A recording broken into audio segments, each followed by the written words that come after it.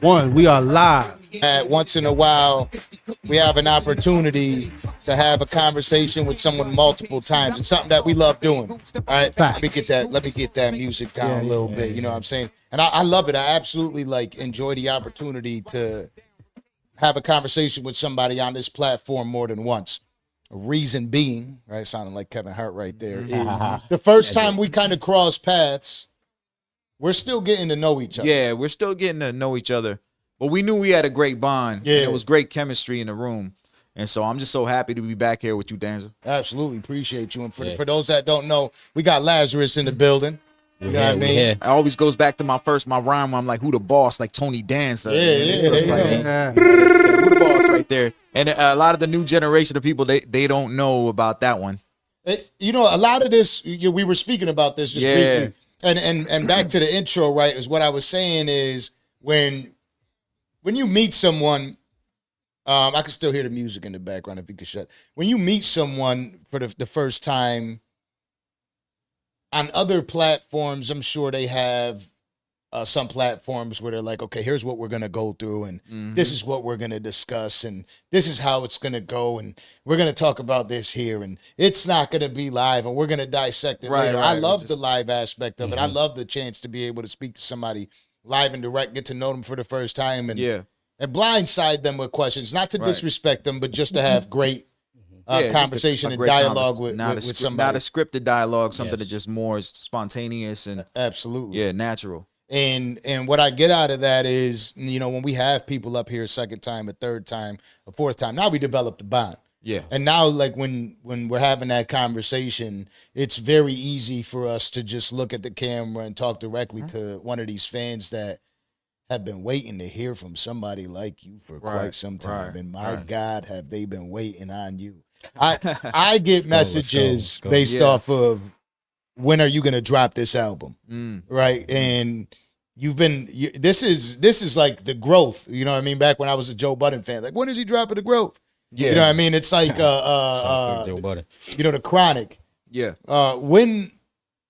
Let's get these fans fed immediately. You want to do that now? You want to wait a little bit? No, we're not waiting for them. We're not going to do that. We're not going to do that. Right. We're not going to give them all the details. Right. But can they get an album this year?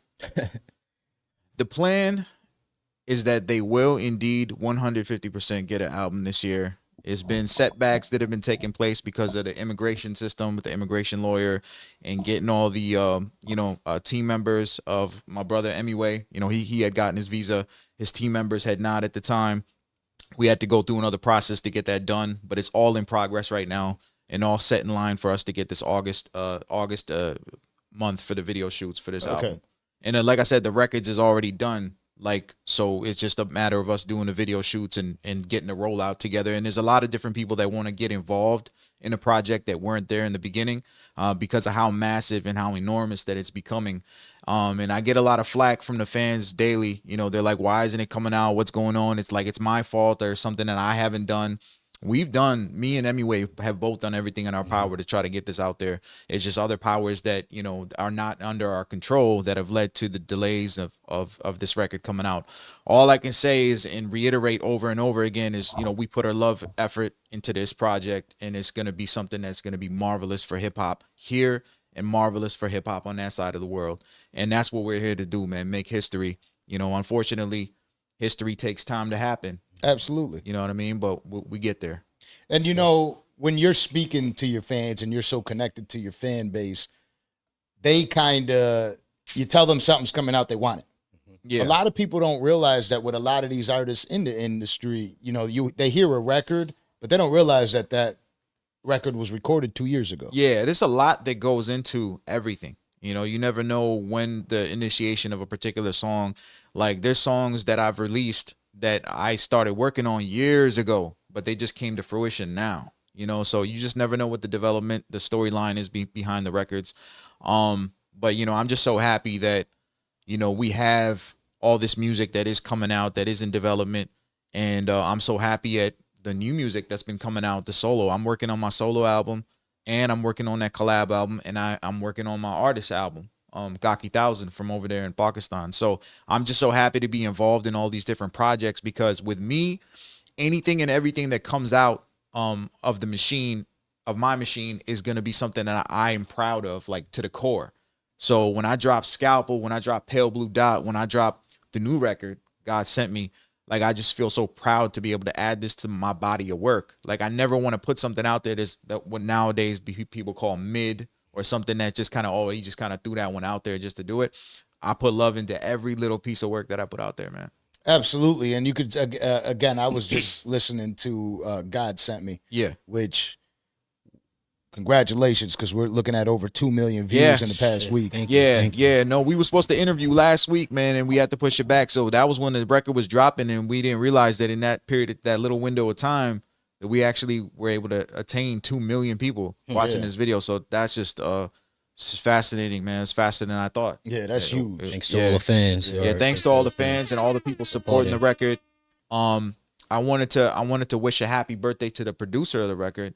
It's actually FredWreck's birthday today, so happy birthday to FredWreck. See how things work? Yeah, it's crazy, right? God Sent Me. Aftermath. God Sent Me. Interscope Records.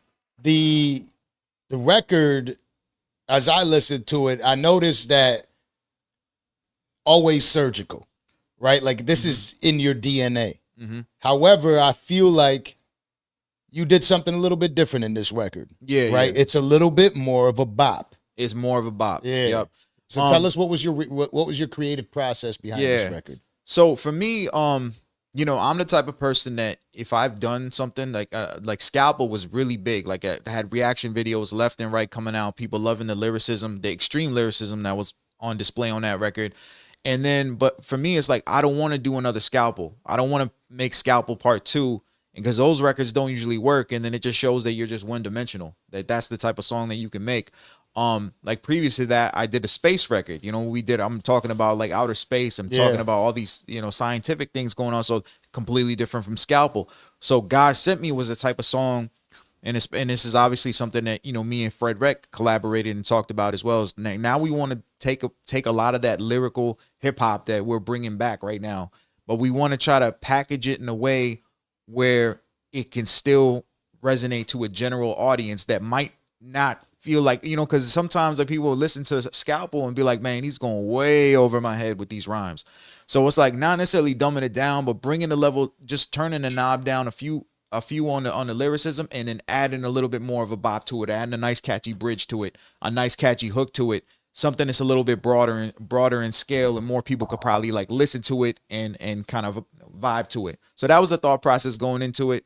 When I heard the beat, I mean, the process of it was crazy, because FredWreck was working on Eminem's album, which is about to come out, and so he was like, he heard Scalpel. It was on Tech Nine's page, and he was like, he liked that, and then we started talking. He's like, yo, you in Detroit?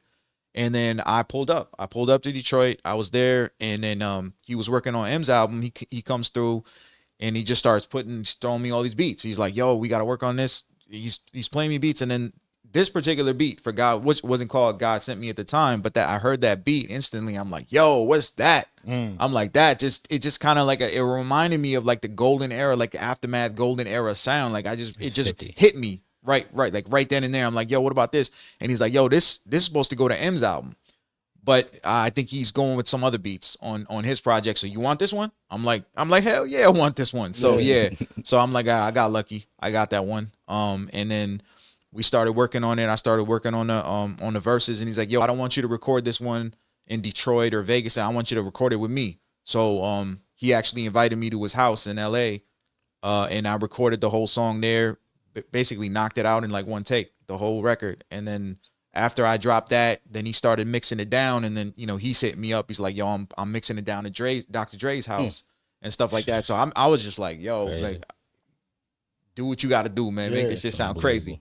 And yeah. So it's unbelievable, man, because this is to me like the pinnacle of hip hop and the pinnacle of hip hop sound. Like to me, if I ever want to go back and listen to an album, to me that sounds like the perfect product of sound quality, what hip hop is supposed to sound like. I listened to 2001. I listened to Get Rich or Die Trying. I listened to the documentary. I listened to the Marshall Mathers LP or the Eminem Show, and I listened to these albums. and I know that the production on this is like the highest level that you can ever just attain. make sure my mic is loud and my production is tight. Yeah, you know what I'm saying? Word. And so now, like having FredWreck in the corner, it just definitely feels like the sound, the crispness, and the mix downs and everything is just sounding so clean and crisp, man. I just love it. Now it's got to be interesting that here you go, preparing to release more records, more videos, like you just mentioned, and you have Eminem coming back out. And for somebody like, I could only imagine the excitement of saying this was supposed to be on Eminem's record. Right. However, it's available to you now. That had to be pretty dope. Oh, of course, man. Of course. I mean, and like I said, M is like second to none with the wordplay and what he does with his lyricism, man. So it's just an absolute honor to be able to, have that option. Be like, okay, this is, something that's supposed to go there. Even working with Mr. Porter on the Scalpel joint, that was just crazy. Like I could have imagined M going crazy on that record. Yeah, on the Scalpel. Yeah. We still need a Scalpel remix. That'd be crazy. You know what I'm saying? But yeah, like I just think it's just incredible to be, in that family. In that family of producers and that family of artists, man, coming from the city of Detroit, it's like I remember days when I'd be battle rapping or I'd be performing at different events and occasions. I was at Twisters in Southwest Detroit. Proof was there, God rest his soul. He was over there looking over me like, yo, that shit right there is hard, man. You got to keep going. You got to keep doing this. And it's just like to this day, I remember his voice saying that. What was it like meeting Proof? I met him multiple times, man. It was like he was everywhere. The thing about that guy, he'd be on tour with D12 and they'd be going all around the world, but then he'd still be showing up to all the little venues in Detroit and showing artists the support. And that's something I'll never forget that to this day. And it's also rare because most people, like, a lot of people fall out of touch. Yeah. Yeah. With the core, especially in their own city. And for somebody to be, there may be 2 or 3 runs that were as impactful as what Eminem did when he came into the game, right? Everybody around him, the Mr. Porters, Proof, when he brought Obi Trice in, everybody, even Bizarre, like we know everybody that was in that, Royce the 5'9". Yeah, everybody in the circle blew up overnight. To still be connected to the city and to mean so much to the city is amazing. It's unbelievable, man. It's a whole army. It's a whole army of MCs that came out in that burst, man. And to this day, memorable and always remembered for their craft. You know what I'm saying? So now you've had some pretty impactful moments in general with music and your releases in music, and I'm going right back to the Space record. Yeah, the first record that was played out in the space station. Yeah, correct? Yeah. Now, with God Sent Me, I referenced that. I don't know if you caught that. Yeah. I say that bar in there. Yeah, I'm like took it to space with the bar word spread. That last. I hear you. Line. Yeah. My question now is because of that, seeing that the impact that this record has just left out there. Is this one of the more impactful records that you've released? God Sent Me? God Sent Me? I mean, I would like to think it is because I feel like it's just the growth of me as an artist, as an MC and as an artist, because now, like, even I was talking to my publicist and he was telling me, he's like, look, the way that you are able to transition from this really super lyrical artist, but then now you're showcasing more songwriting skills on this one, because now you're showing that you could still be lyrical, you could still have the entendres and the multis and all that stuff, but you could still create that bop. You could still get people to ride to this instead of having to just cater only to people that want to dissect it and sit down and study it like it's a novel or something. So to me, that was a key part of it too, is like I want to have music that's not just, for the nerds of hip hop that just really want to study this like scientifically, but the just general audience that can just put this on in the car and just bump it. And you're somebody, I believe that they're getting the music out of you, right? A lot of these artists nowadays, with social media, as we were discussing earlier, there's a lot of controversy that leads behind to them being able to sell records or even have a movement. Like if they don't have controversy, let's be honest, a lot of these records won't even, or a lot of these artists won't even be known. Like a gimmick or something, right? It's just you do it, and you're also out there for the people that don't know you, just because we're familiar with each other right now doesn't mean that the world is familiar with what you got going on. We're also talking to a doctor. You know what I mean? Somebody that's been out there saving lives. I think one of the biggest driving forces for me, man, is the fact that, you know, because I remember faces telling me that don't ever tell people you're a doctor, don't ever tell people this, don't ever, and it's like forever ingrained in me that whenever I put out music or whenever I, you know, present myself in any public setting in hip hop, I always want to make it a very strong exclamation mark that I am a doctor and I'm a rapper. What do you got to say to that? Like, what do you got? Talk to me. Yeah. You know, what's the problem? Yeah. And it's... Why can't I dissect you lyrically and surgically? Why, I say? Absolutely. Because I'm brown, I'm Pakistani. Why? But look at it in the way that you kind of have to be careful about getting... Like, a lot of this, me being in this industry, is what I've noticed the most is all the gimmicky bullshit. Too much of it. A lot of it isn't even real. No, a lot of people know. Even back then, we knew that people were trying to sell records. They'd have some sort of a gimmick to be able to sell the record. Oh, this person got kidnapped. You know what I mean? Every time there was always something. Oh, right. Or some lie. You make it's up leading something. up to the release. It's okay. The release is coming out now. There's this case that's coming out, of course, but it's not real. Now you with your publicist and your team, being a doctor, you could almost have none of that. Right. Your entire discography, your entire makeup of your artistry is realistic. You have to keep it 100 throughout the entire way. Do you feel like that could impact you in a negative way, knowing that? I feel like, you know, I don't want to be a gimmick. Like, I don't want to be the person that has to make up something about themselves just to, you know, to put some kind of a facade out there for people to be entertained by. I feel like my natural story is entertaining. I think that's the entertainment.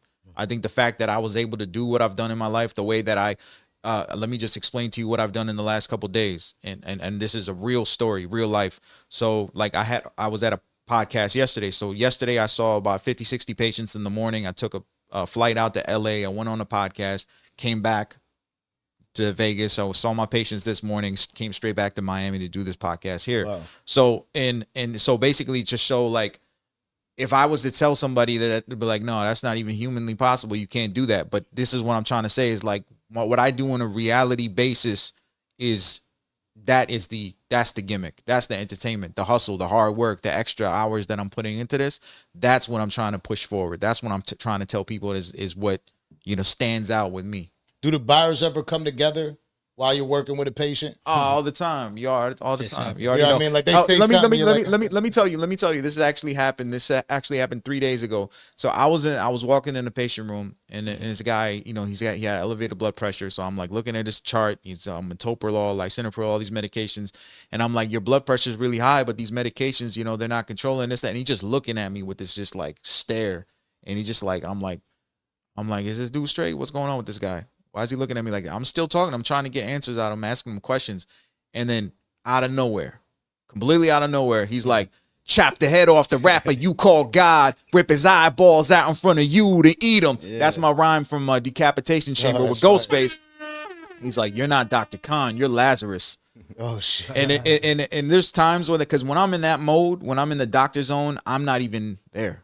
You know, like, it's a whole different Clark Kent. It's a whole different, you know, it's like someone telling Sir, settle down, take it serious. Someone telling Clark Kent. Someone's telling Clark Kent about, hey man, Zod is over there doing some stuff. Like, Clark Kent knows he can't react to that. But deep down, he's like, well, what you talking about?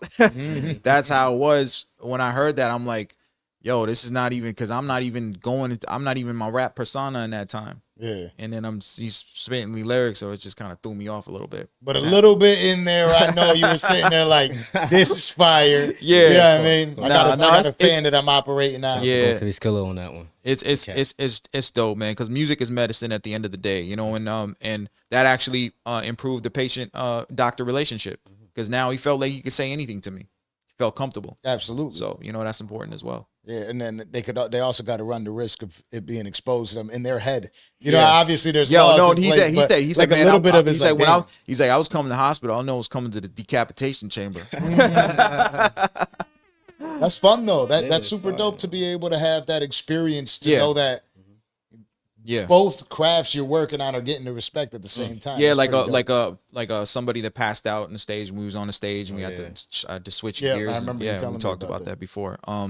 So yeah, that happens, and then like I said, it's creative, but it's just that that drive I have inside me that like whenever somebody says like, "Yo, man, that's just you can't do that." That's not gonna be appreciated or respected or acknowledged by the public, and they're not gonna ever appreciate that, and I'm never gonna support that.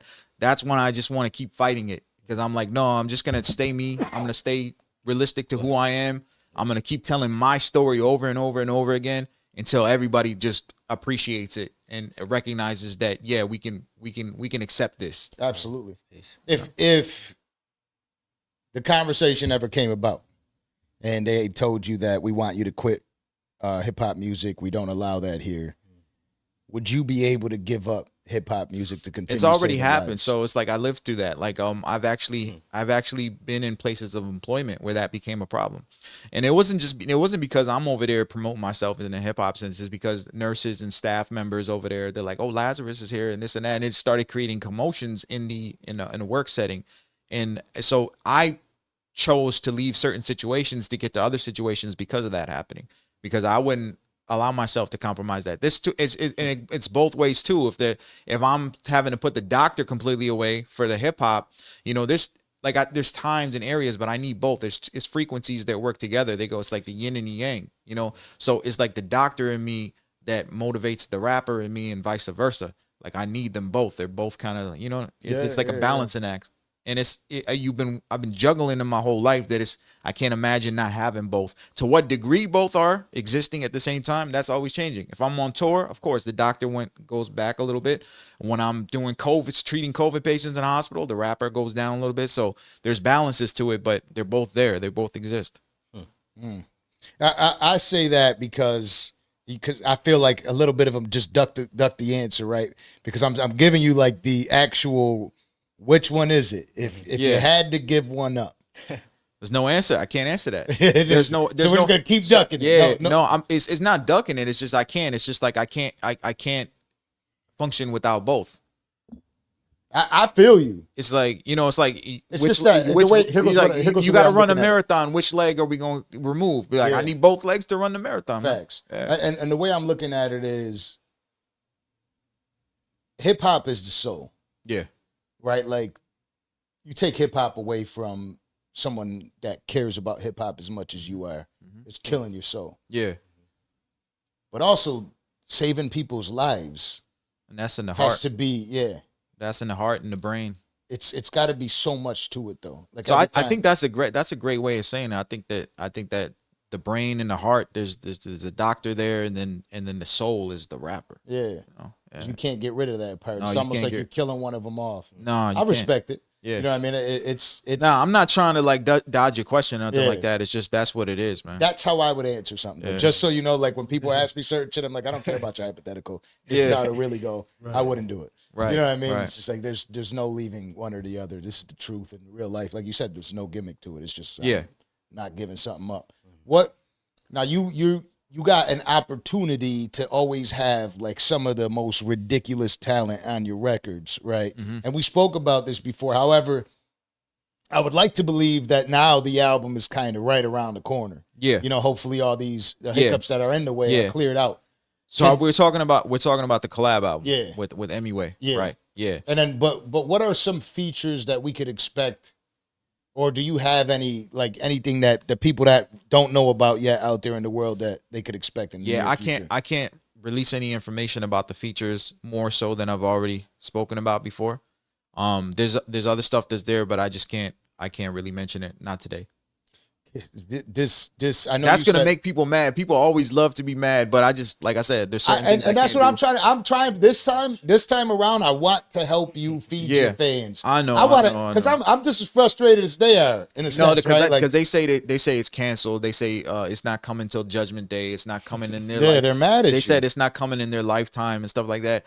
And like I said, man, look, I'm just as much as a fan of this project as y'all are, man. Mm-hmm. For real. And that's what people need to understand is I'm a hip hop artist, but I'm also a hip hop fan.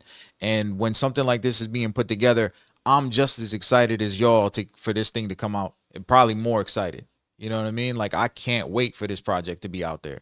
So Do you feel like you're letting your fans yeah, down? I know they're let down, and I'm let down. Yeah. Because I wanted this album to come out already. So I'm let down. My fans are let down. I'm a fan too, man. So I'm let down. Y'all are let down. And we are working very diligently to get this out this year.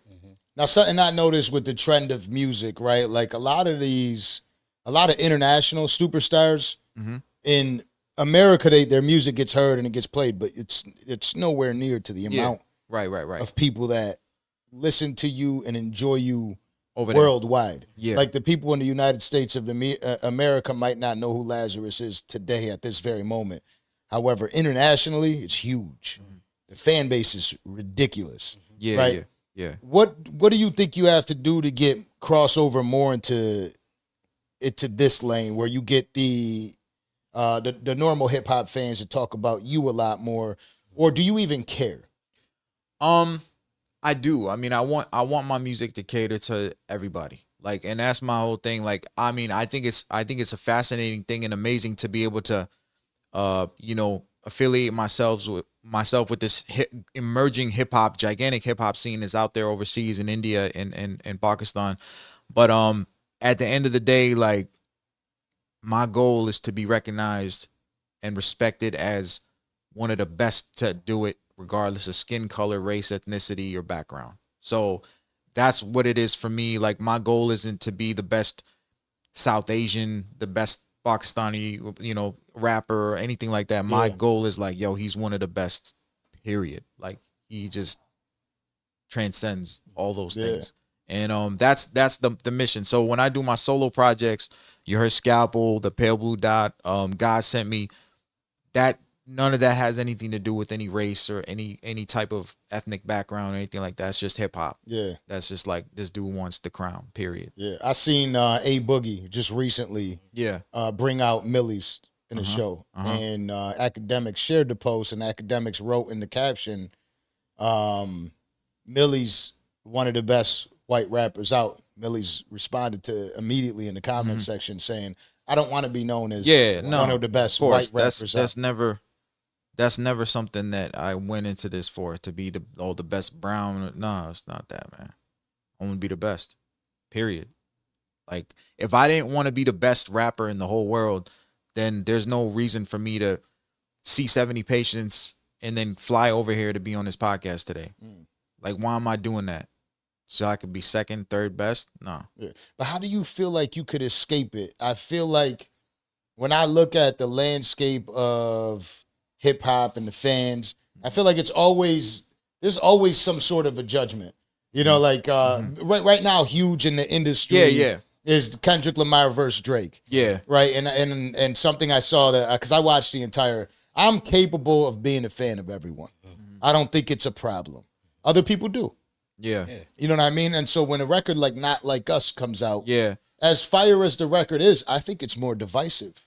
Right? I think that there's a lot of people now saying, I look at comment sections and people saying, oh, well, the Latinos don't belong here and the white people don't belong here, right? And I think always behind that, especially right now, it'll be like, oh, well, Indian or Pakistani, that's even behind that. Like, we can't accept that in there now. What I want to know is, how could you bridge that gap, or do you have any ideas? I think that's happening with me and artists like Emiway working together, because of me being Pakistani American and him being Indian. That automatically is just like taking a lot of tension that exists between those two countries, and it's dissipating that, because it's like, you got a Pakistani artist, you got an Indian artist, but we're doing something for everyone. This is something that's benefiting everybody, no matter, what country you belong to, and it's international, it's global. So I think it's a great thing, because people can actually see the brotherhood that we have with each other, and it's through music. They usually see this type of thing. Like, when I was rocking the stages with the Wu-Tang Clan, it was in the crowd where I saw the Latinos, the whites, the blacks, the Asians all rocking together. Absolutely.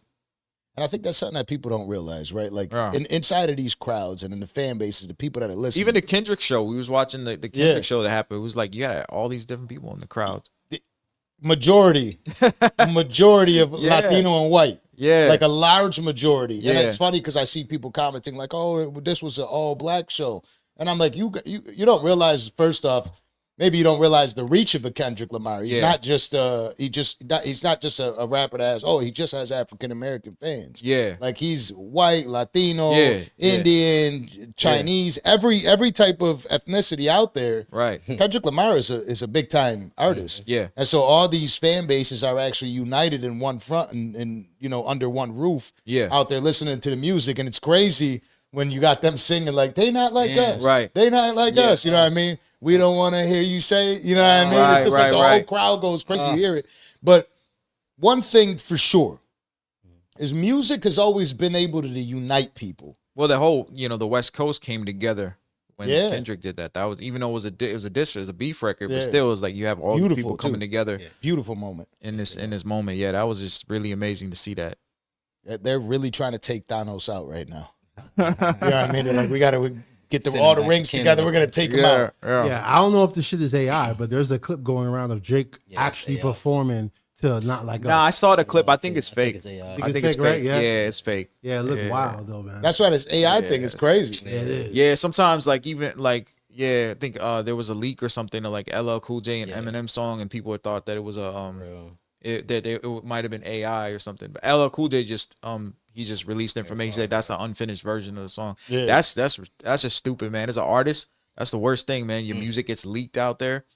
Like, I don't even know how devastated I would be if DTA got leaked before we even put it out or something like that. Like, that'd be devastating, man. I don't think people understand the impact or the work that people put in to make this music. A lot of it is selfishness. Yeah. A lot of it is these producers that are getting records out there or somebody jealous. Like when I listened to an interesting story about the Drake and Kendrick beef, and it's almost like, how did the record get sent to Kendrick for him to hear it before? One thing we do notice is there was he obviously has a video for it. Yeah. You know how many people are involved in the process of making a video, Right. right? So any one of these guys that were hired to make the music now have access to the music. Yeah. It's not difficult for them to have a tie to a Kendrick Lamar that says, okay, I'm going to take this USB, send it over here, let him listen to the record. Hey, he's supposed to be dropping this record somewhere along the next 2 days. Yeah. So he gives you access to know that information. With so many people, you got to trust, like the circle you have to trust to not have that release. I would imagine if any one of your fans got anywhere near you in the studio, they're going to do everything they can to be like, you got to hear this record, So it's just it's why, tough. like, the circle has to be so tight.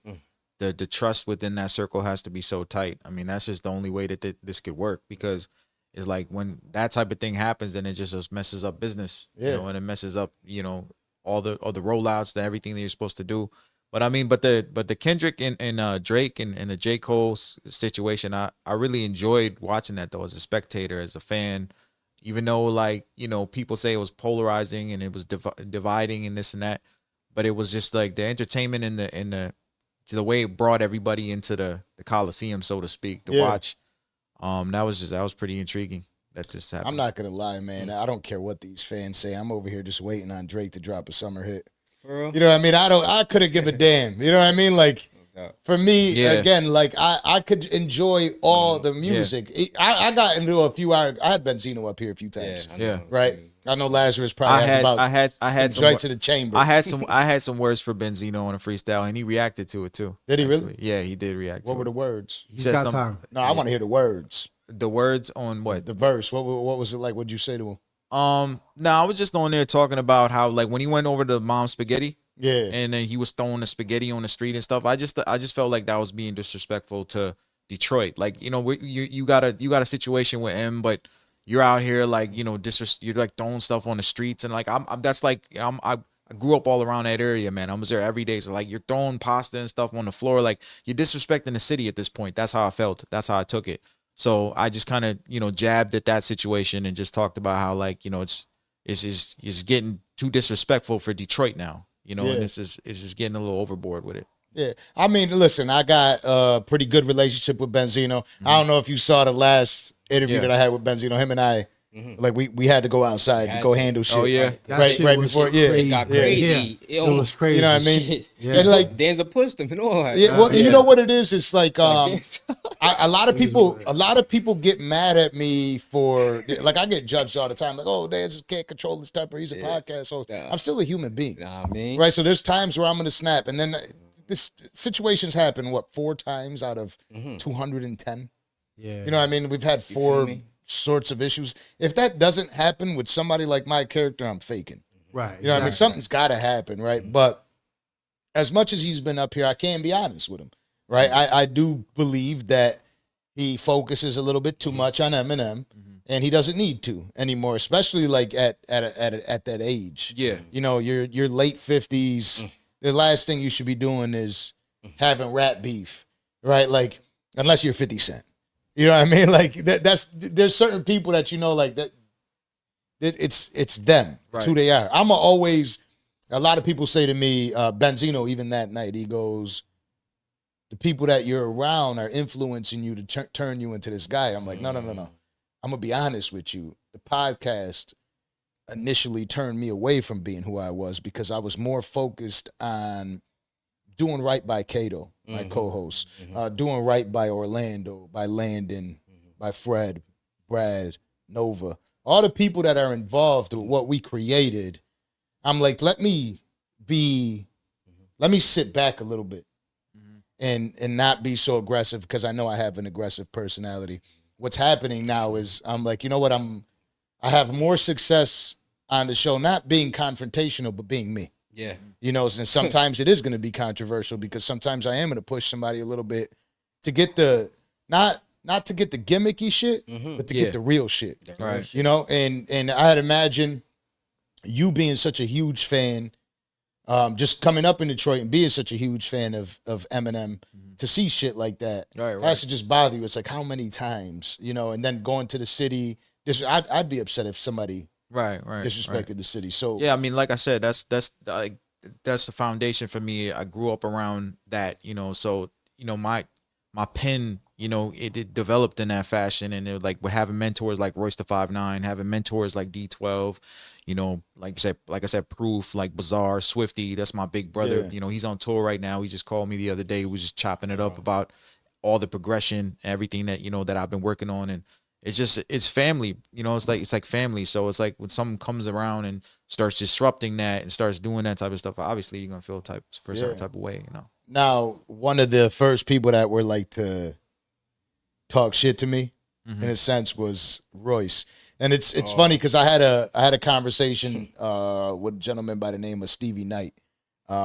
Stevie Knight. Shout out to Stevie Knight. Yeah, he's got his own Reaction guy? Yeah. And he's got a real dope platform. Yeah, of course. And loves Eminem. He loves Eminem. Yeah, what? And it was him and I and Benzino. I brought Benzino up Oh, there. wow. Okay. And so Benzino couldn't help himself but to be Benzino, and Stevie Knight couldn't help himself to be Stevie Knight. And I was like a spectator. I think I seen that. Yeah. I think I seen I'm that. just watching. Yeah, I I'm remember. sitting back and I'm watching them both go at it, and I'm trying to reason with both. So I'm trying to have a civil conversation and reason with both. Trying to be the referee. Yeah, and little did I see in the comments people were saying, Danza better chill out.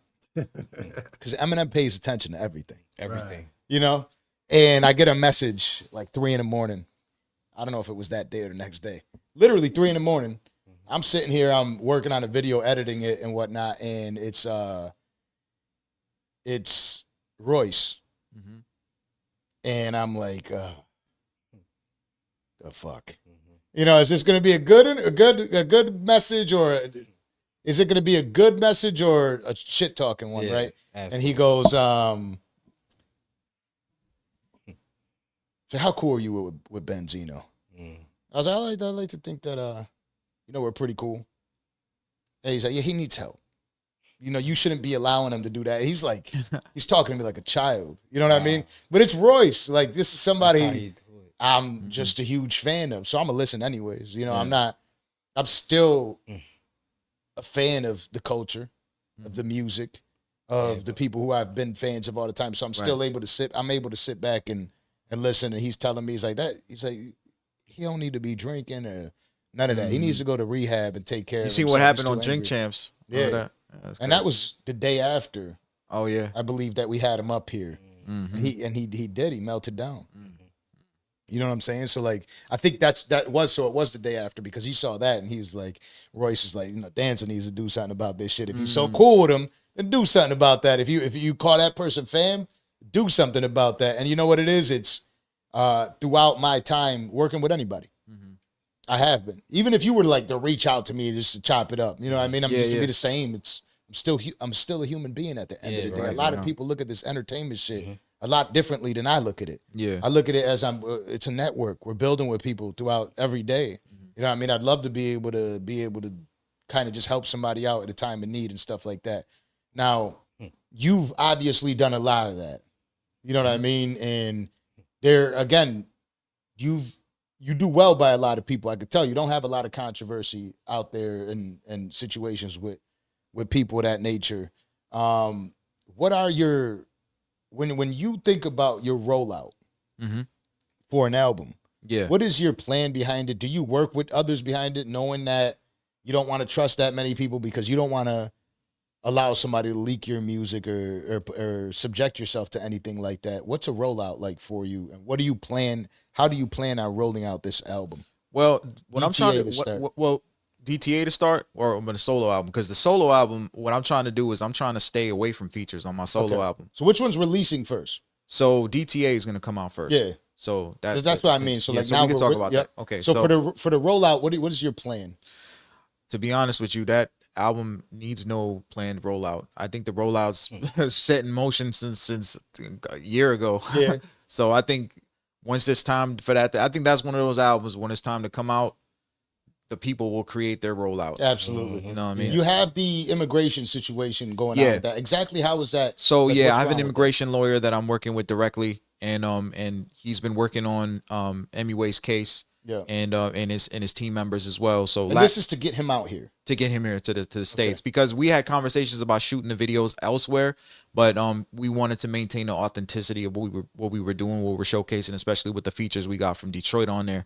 So, with the immigration lawyer, the first time around, Emiway had got his visa, but his team members had not got his visa in time for the deadline or the timeline that they had gotten approved for. So we had to restart the process, and then he had a schedule, I had a schedule, and we had to kind of reconvene at this, August month that we're coming into right now to get everything set up. So everything right now looks like it's smooth rolling into that month. And I imagine that it's kind of stressful. It's stressful because too as well. Because like that process, there's so many things like my immigration lawyer will hit me up and be like, oh, we're like 90% there, but there's like this one glitch that's in the system right now and they got to take care of it, and that might take 3 days, 4 days, 5 days, and stuff that's completely out of our control. I'm like, man, I mean, couldn't they have done that before? Couldn't this get sorted another way? And then it just becomes like, why is it taking so long? Like, why is it such a big deal? But immigration and getting visas and all that stuff, man, they that's a whole nother department. Yeah, but when Emiway on U.S. soil, we bring him straight here to Danza. You heard? Yeah, we gonna bring him over. We bring him here to Let's Danza. get it. That's what I like to hear. Oh yeah, you're gonna give you exclusive. Is it more stressful, or is it more like? And I'll start this off by speaking on my experience. When I made a record back in the day and I was doing music, I had to listen to it a million times in the studio. Yeah, because I wanted it to sound perfect. Yeah. Then I get tired of the damn record. I don't want to hear it. The other people are going to hear it. But me, I'm always like, are they going to receive it well? How do people? This is what I do. So if I'm working on a song and if I feel like I'm overthinking or I'm listening to it too much, I take a break from it. I start working on something else. I come back to it with fresh ears. Okay. Because then when you go back to it and you've listened to other stuff and you come back to it, it's the one.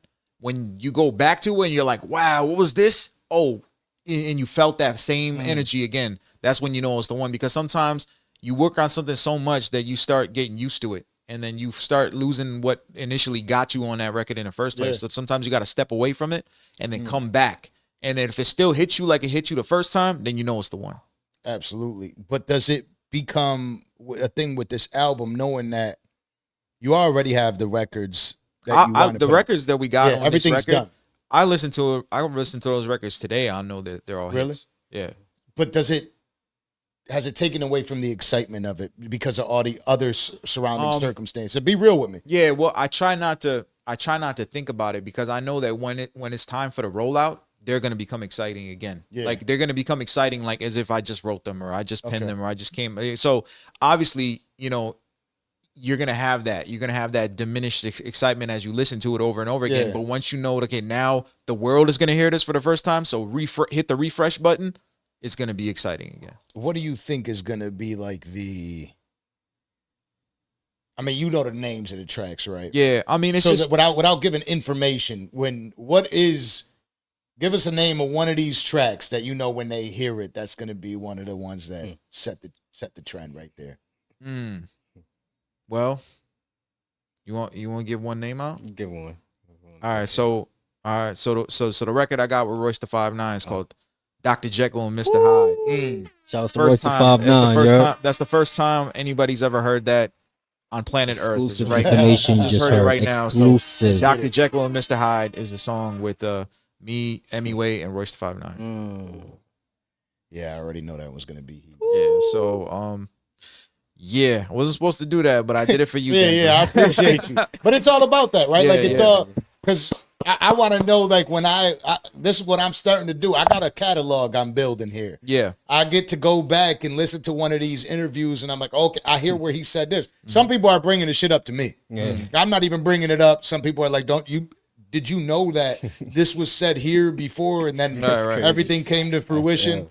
You know, so I want to know that when that record comes out, when I listen to it, I'm like, damn, this one's fly. Right. And I could go back and be like, okay, he already knew this one was one of those records. Definitely. You know, and it's and I'm trying to help you get back to that moment too, like where you got the excitement knowing that it's soon to be released. Yeah. Because it is tough. You know, it's tough for artists knowing that you're doing all this work and there's outside circumstances that are holding you back from having your product out. And it's like it's all on your head. Because it's like if anything that's happening in the immigration system, it's all my fault that didn't happen. And so and I take that pressure on my head because I took the initiative to you wanted to be a doctor, you could have been an immigration lawyer. Could have made it happen sooner. Yeah, right. Hey, just to elaborate a little further, whatever, we want to give a big shout out to UMG, Devraj, the president of UMG. They behind this project.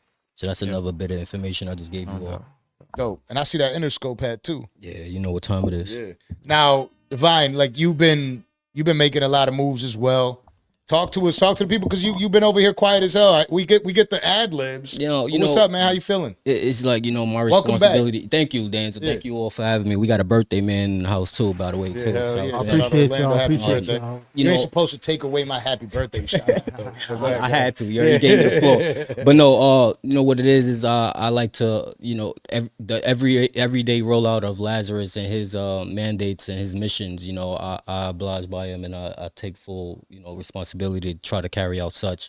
Although it's complicated at times, but we damn near get the job done every time. So, just a salute to him and to everybody that's supporting us, right now. And again, we spoke about Fred or whatever. Shouts to Fred, for giving us this God Sent Me record, this production on God Sent Me. What a hell of a record.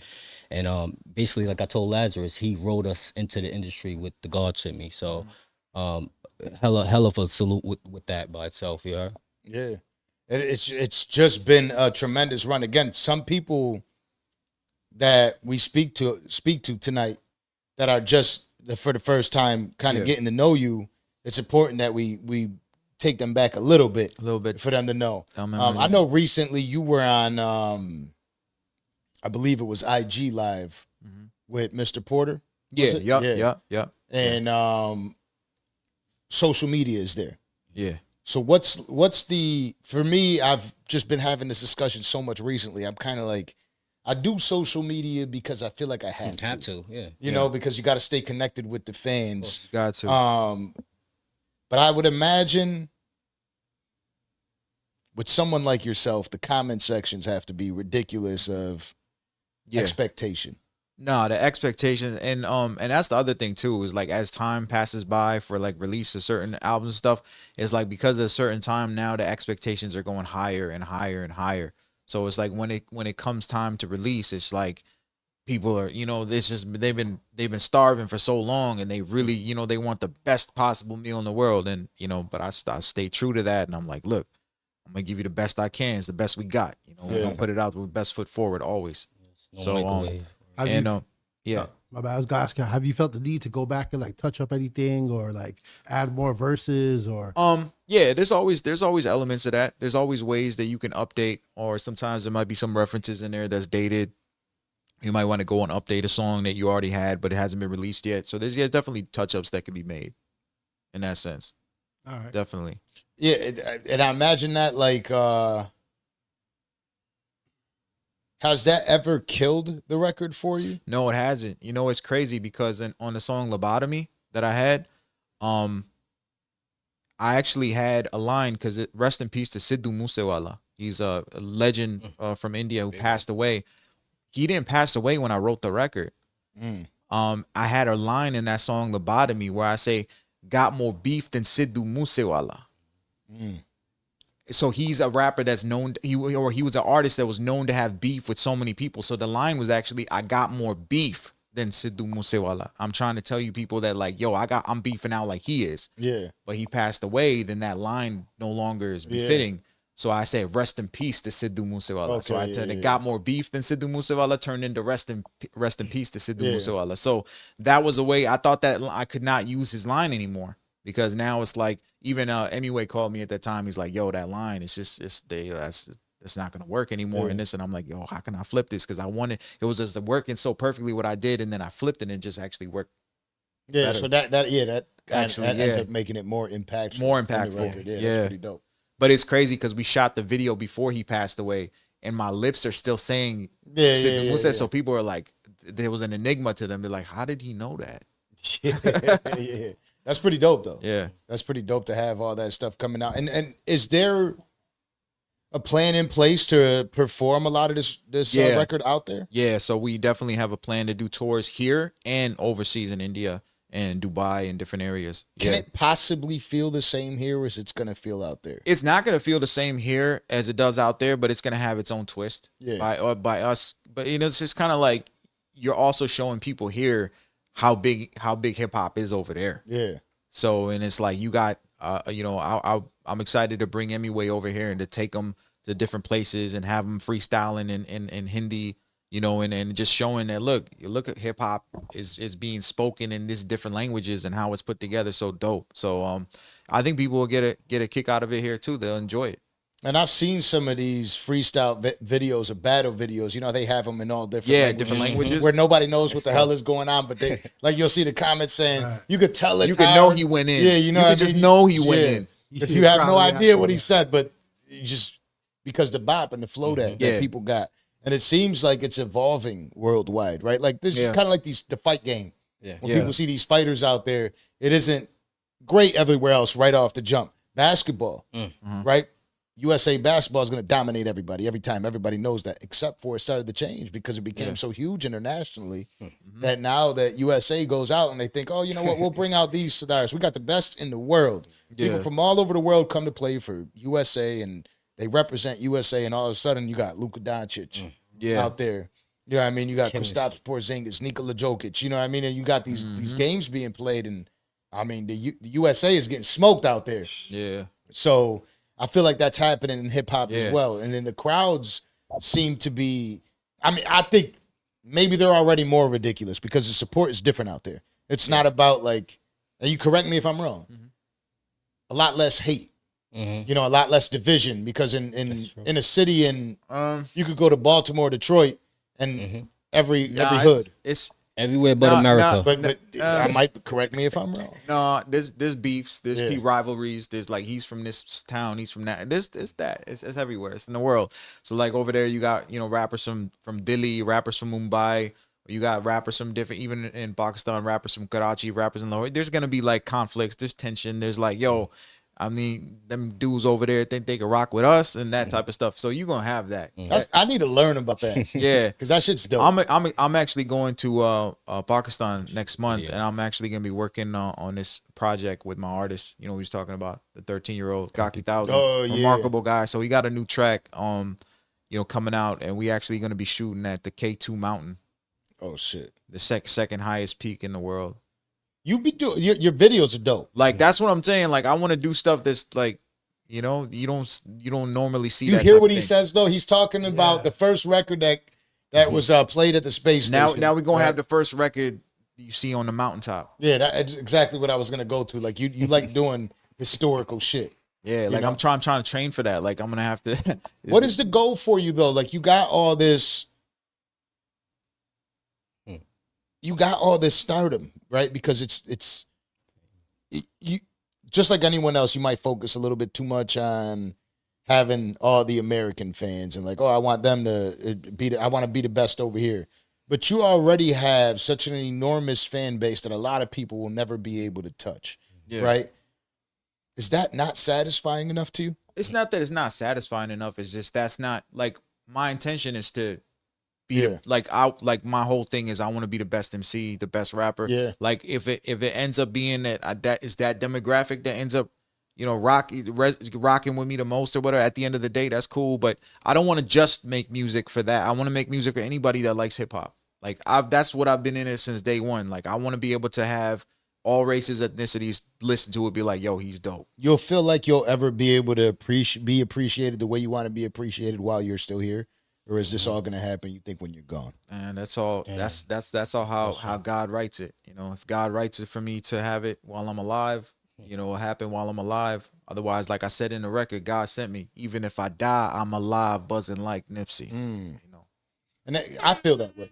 I feel like when I'm that's the thing about art and music is that it lives forever. Yeah. Because we come and go. We don't know what tomorrow is gonna bring us. Tomorrow I might not be here. You might not be here. You never know, man. I got, I see it every day as a doctor when I see people, they're living their life. They got lives, they got dreams, they got all these things they want to accomplish in their life.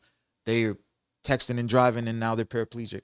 They got hit by some car and now all of a sudden they wanted to be athletes and now they're paraplegic for the rest of their life or they passed over. They no longer can do all the things that they wanted to dream and to do. So I don't know what tomorrow is going to bring. I don't know what the day after is going to bring.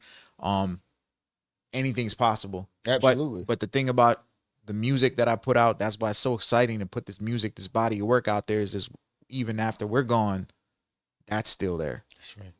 It's still there for people to remember, to go back to, and it's eternal in a sense, you know what I'm saying? With podcasting, I feel as if we're just starting to break through, right? And earlier we were talking about the finances that come from is it in the red or in the green? We've done way too many shows, and we've actually come up from nothing. Yeah. We're one of the few platforms that we weren't famous rappers or famous athletes or very popular prior. Right. We're coming up as we weren't famous at mixtapes like Vlad was. We're just two guys that got into the game and started doing all these shows, and some controversies happened where people started fucking with us a little bit more. And then they're like, oh, actually, I just saw that you had this interview and this interview was dope too, and things like that. And at times, I'll sit back and I think, like, is it ever going to be mainstream worldwide? I know we go viral a few times, but I still have that thought in my head, no matter what, that'll inevitably cross, like, am I doing this and I'm so focused on it, but the rest of the world doesn't appreciate me even the way that I appreciate it, or the people closest to me do? Because it's not about me and my circle. It's about how the world perceives it. Right. And we all know rappers, singers, actors, Entertainment. anything that they're still going at it, that we want to sit them down and say, hey, you should probably be doing something else with your life because it's not working out. Yeah, G. When do you feel like you could sit there with yourself and say, I'm happy, I'm here, I made it here, and this is where I like it. I'm because I don't know if I'm ever gonna feel that way. There's always a sense of not being satisfied, wanting more, wanting greater recognition, wanting greater, all types of things, right? But it's the thing about when I go in the studio, I'm not thinking about that. What I'm thinking about when I go in the studio is how much this is making, how great I'm feeling by being in the studio right now, outdoing myself lyrically or outdoing myself in the songwriting, and just knowing how great that makes me feel is enough for me, because I know that is making me feel so damn good that it's gonna resonate with people here and there. It might be thousands, might be millions, whoever it is. If those moments come where I go super viral and just things get crazy, alhamdulillah, that's great. But if it doesn't come, I'm still having a blast. Because this is what I love to do. Yeah. And even if the whole world said we don't listen to hip hop no more, I'm still making hip hop because this is what I love to do. Absolutely.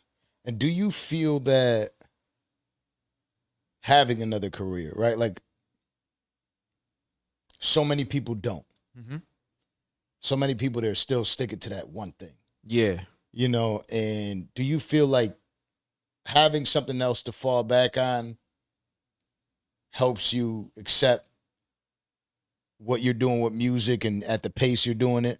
It keeps me stable and situated in hip hop where I don't have to make erratic decisions. Yeah. If I didn't have the other career, then it'd have been like, man, I gotta just jump on whatever comes my way and just grab this opportunity, grab this out, even though those opportunities are no good. I'll just grab them just because I'm desperate for them. But now it's like people can offer me things in situations where I could just be like, no, I don't want to do that. No, I don't like that beat. No, I gotta turn that collab down. I'm not feeling the verse. Like I can do that now, whereas I couldn't. Where if it's like, here, here's a situation, you get $5,000 or $4,000 for to do this verse for me, and it was just a whack track, a whack beat. I'm just doing it just for the money. I don't have to do that. So I'm obviously pushing forward with whatever I do in hip hop, something that I truly believe in. Otherwise, I have this other thing I'm doing. Yeah. I also feel like I have a cousin of mine that he was an actor and he was also a nurse, and he ended up just being on a production set. And he was saying something about some stuff that he saw, and they ended up just hiring him to be the actual medical advisor for the TV show ER. Wow. So, like, I find that when people have specialized knowledge, you get opportunities that are only available to you because you have specialized knowledge. Yeah, I mean, it's like a case in point. When I was doing the Clubhouse, where I was rapping about COVID at the time, and lo and behold, there was people from NASA that wanted to work with me after that. Yeah. So that's how that even happened, because I was rapping rhymes about COVID. They're like, we never heard somebody rap like medical stuff or scientific things, and put those rhymes together like that. So then the opportunity came for the Pale Blue Dot song. So yeah, I do believe that once you put yourself out there in that light and show that you're able to do something unique, that those opportunities come. And I also wanted to bring this up. I'm actually working with, I went to medical school, Michigan State University. So I'm actually partnering up with the dean of the medical school. Fire. Yeah, which is crazy. I mean, the dean hit me up. We just had lunch a couple weeks ago, and Dr. DeYoung, and they were just talking about how we want to try to showcase you in a way to the upcoming classes, and to motivate even the underrepresented people that might kind of be on the fence of wanting to push forward in a career of medicine, that it could be done, and it could be done and create something like the versatility that you've created in your life, the balance that you have with your arts and entertainment mixed with the medicine, and how important and impactful that could be to the new generations of people. Now, you do a lot of dope shit, right? Like, I'm sitting here thinking, what does it look like? Right now, you don't have kids. I know you see the hat, it says Dad Gang. You know what I mean? Happy Father's Day for the fathers out there, because we haven't yet done a show. When you do go back to it one day, and you're sitting there talking to your children about your profession and being a doctor, and there's also the music there. How is that like to present that, right? Like, because do you? Well, I mean, it's happening to me now in a sense. Even though I don't have kids, like, but I speak to the young generations. Yeah. I speak to even my artist, 13-year-old. I speak to him about this, and I'm like, look, he's like, yo, I don't, he's like, Laz, I don't want to go to school. I don't want to do this and stuff. And I'm like, I'm pushing. I'm like, no. Do that. Go to school. Do well. Excel there. Work on your music from this time to that time. Do this. Do it like this. Do it like that. Exactly. Because you're not gonna appreciate it or understand it now, but you will down the road, and you're gonna be happy that you got that guidance. And that's the type of thing. Like, to me, whether I have my own kids or not, I feel like the kids of the world are there for me to speak to. And whenever I get on platforms, they're listening. Because it is not it's not simple for anyone to just go out and become a doctor. No. You know what I mean? It's not simple for anybody to go out into the medical field at all to study and learn that. To be, were you a lot less focused on hip hop during that time while you were studying? Or did you just, No, I was. and I if was, so, how the hell did you I do was that? extremely focused on hip hop at the same time. It was just really me being able to figure out how to use my time and how to develop a sequence of a scheduling where I'm able to focus. And it's not just about this time management, it's about the time focusing too, because what ends up happening in the beginning, I would be working on, say, I'm studying for a particular test or something, and I'm studying for 4 hours. How do you not let rap into your brain while you're focused on that particular thing? It's focus that you have to train yourself on to time management and focus. How do you train yourself to focus that way? You just have to really, really figure out a way to, whatever that it is that you're working on, you have to channel it in. It's like meditation. You have to just completely lose yourself into that field or what you're doing. You have to imagine nothing else exists except for this thing that's right in front of you. And that's your target. That's your goal. You put your crosshairs on there and you don't let anything come to the left or right of you. You just focus. It takes time, but you just have to figure out how to block things, distractions that come in from the left and to the right. And then once you're done and put that down, and now it's like I could go to rap and I could do the same thing. I block everything else out except for this verse that I'm working on right now. So once it's like meditation. I'm somebody that I don't like to believe in the like ADHD, right? Now, But and I want to get like into that. this with you out of I'm all obsessive, people, right? compulsive with that. Yeah. So I feel like when people say ADHD and all this shit, my brain always tells me it's just a fucking excuse. You know, we could overcome all this ourselves without getting fed 30, 40 pills. Like, oh yeah, you eat this pill and you'll be fine, right? But I also do know, I don't know if I've ever had that type of focus. You know what I mean? Yeah. Like when it comes to, Now, Devine will tell you when I'm working on my music, I'm just like, there's nothing, like I'm so glued to what I'm working on. And I'm looking at every little drop, a syllable, every which way that it's going. I'm like, yo, is this perfect in every single fashion that it could possibly be? I'm like building a pyramid. And I'm like, this pyramid's not going to work if there's a single jagged edge here. It has to be the most smooth pyramid that you ever seen. And I'm looking at it. Like you said, don't overthink yourself. Sometimes you got to step away from it and come back with a fresh mind.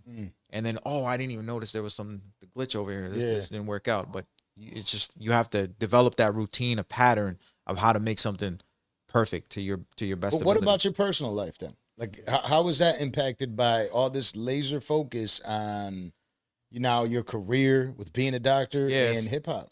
So basically, the doctor and the rapper, they have their focuses, and then the rest of my life, I just let it flow.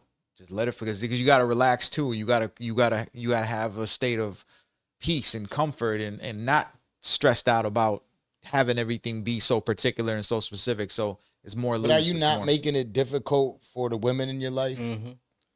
It does become difficult. Yeah. But when you got somebody understanding, that understands who you are and what you're all about, that's what you need. So because I have a question. Sorry, like, is hip hop like a diversion from medicine, or is it medicine the diversion from hip hop? Both. Both. Yeah, both. Because if I get so caught up in rap that sometimes I need that break. And like I said, remember, I come back to it later. Yeah. I'm like, why don't I go see 20, 30 patients, get my mind wrapped up around there, and then come back, put my headphones on, That's and be like, let trippy. me listen to this again. So that's trippy. Yeah, it's wild. You know what I mean? Yeah. Like when you really think about it, because and maybe for me, because it's so far fetched to be able to treat patients, I can't relate to it. Obviously, you know what I mean. I was just not good in school in general. I was good, but not that good. And to be able to bounce out of hip hop to say, I'm gonna do something that most people in the world cannot do, which is treat patients, as a form of just like relief. It's fucking crazy. And the same thing happens with the doctor. So when I'm like, man, I just saw 30 patients. My head is wrapped around all these medical conditions and all these treatments and all this stuff that I'm doing. I'm like, all right, let me go in the booth and just spit a verse. I feel like you could hear it in the music. Like I told you, you could see the surgical thought process. Yeah. Right. I'm wondering what those notes look like with the patients. You know what I mean? You know what I mean? Yeah. He's dropping bars in the funny. notes. Dropping bars. You in know what the I mean? notes. Like, he needs this. You know what I mean? Like, yeah. I'd imagine like putting that pen to paper when you're writing something to them. You're like, I can't wait to get back in the booth.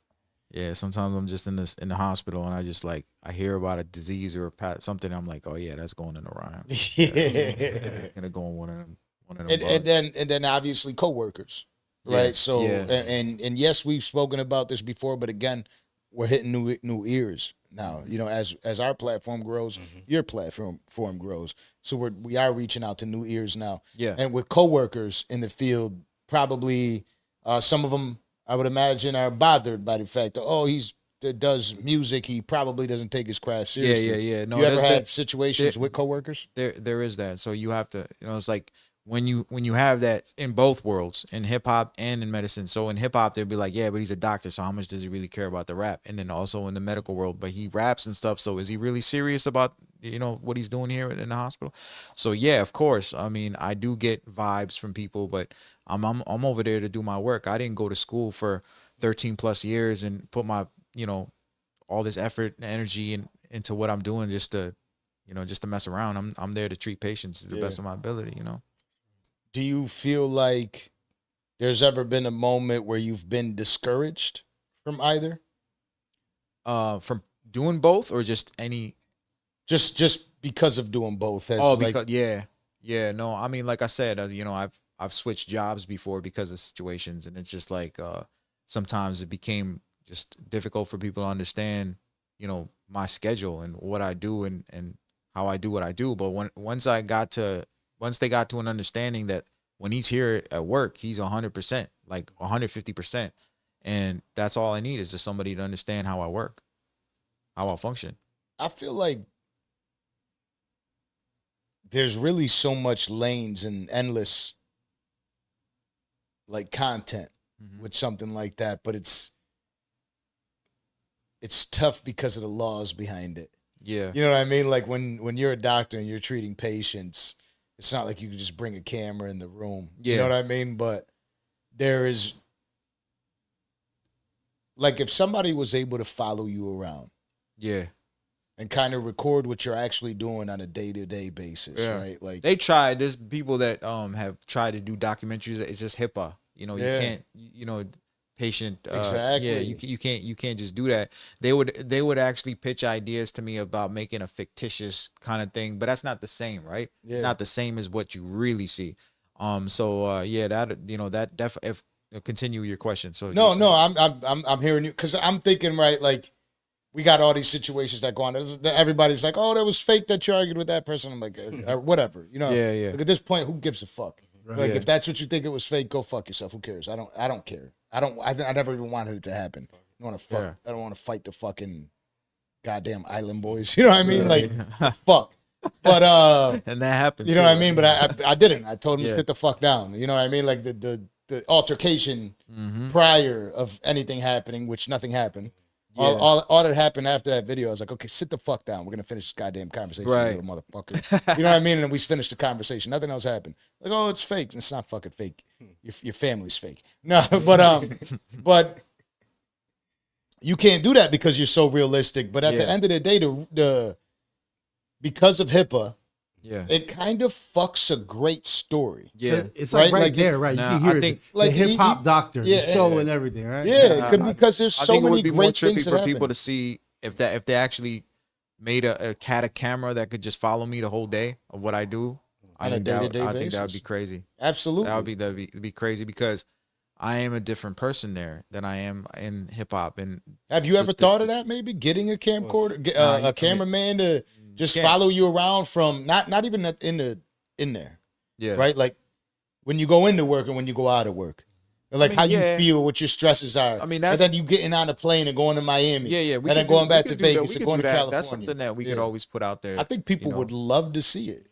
It's just that, like, to be able to see actually how my patient encounters are, Yeah. and how I actually talk to my patients, and and figure out their problems and work with them on that. Would they allow you to get permission from a patient to be able to speak after, like when It they all walk depends. out of a room? It all depends. I'm just saying. I'm thinking. Yeah. I'm over here thinking of the documentary Yeah. now because it is a dope. Yeah. It's different. A lot of people are trying to get into the I remember doing music when I first moved out here before I kind of gave it up, and I remember talking to someone and they were telling me like, you know, you're really into being an entrepreneur and you're into fitness and you're into music, and you know, there's not too many people that in music are doing anything else. It's just they're a rapper, they're a singer, you know. So those stories have a lot of room. There's a lot of room for a doctor / rapper, right? Because how many doctor rappers are there? And Who are You know? successful. Except for Dr. Dre. You know what I mean? But like, This shit's you know what I mean? Like, how many are there? Right. Like, it's But such it's a rare also- thing. You got to figure out how the hell does this guy do It's that? also how to put it out there. The one thing I don't want is like what I am in my life and the piece that I have from what I do to be depicted in a way that it's not corny or weird Yeah. or cheesy, because the reality of my life is the opposite of that. And if that was ever twisted into something like cheesy, Yeah. then it would kind of like be doing a disservice to what I do on my Yeah. day to day, you know. But there's probably a creative way that it could be done and still hold and maintain the respect level that I want to maintain, because I don't want to be like some cheeseball doctor that just picked up a mic, and that's always something I'm thinking about. Yeah. What's up? We're live. It's okay. oh no, I was saying the restroom. Yeah, no, go ahead. He's Follow around him the way. over there. He That told way. me- he told me Yeah. around the way. Nah, we're live. It's all good. No worries ever. Yeah. And I think that a good way, and again, this is me Because you know, you brainstorming with have you. people that sometimes, you know, when they think of a doctor and a rapper, they think, oh, like some funny stuff, comedic sketch or something Yeah. like that. Be like, nah, like I want to show you how serious this is, man, and really where the root of me being a doctor comes from and where the root of me being a rapper comes from. It comes from a very deep place. And it's like it's like almost like telling a Batman story, whether you know you want to tell the Batman story like the original, like Yeah. versus the Dark Knight. Okay. You know what I'm saying? Where it's like you're taking a subject a little bit more serious than just being, you know, funny with it. Yeah. Even creating like a film, maybe a Yeah. short film of Yeah. what it was like Mhm. from being at home studying Yeah. to getting back into hip hop. Yeah, I and think it's would like be huge for a lot of the youth yeah. that has to go through all the stress of. I don't think there's a more stressful Yeah. education. Especially when you got like domestic issues going on at home, and then, you know, brother going in and out of being locked up, and Yeah. there's a lot of stuff that, you know, it's just like, and it was like me being that kid in the corner, just like figuring out an outlet from in my own life was just like I'm studying and then I'm rapping. Like this is all I got. This is what keeps me sane right now. Yeah. You know what I'm saying? A lot. Yeah. Yeah. The turn out this later. But it's just like you do a lot, and then there's a lot of the world that does not know much about how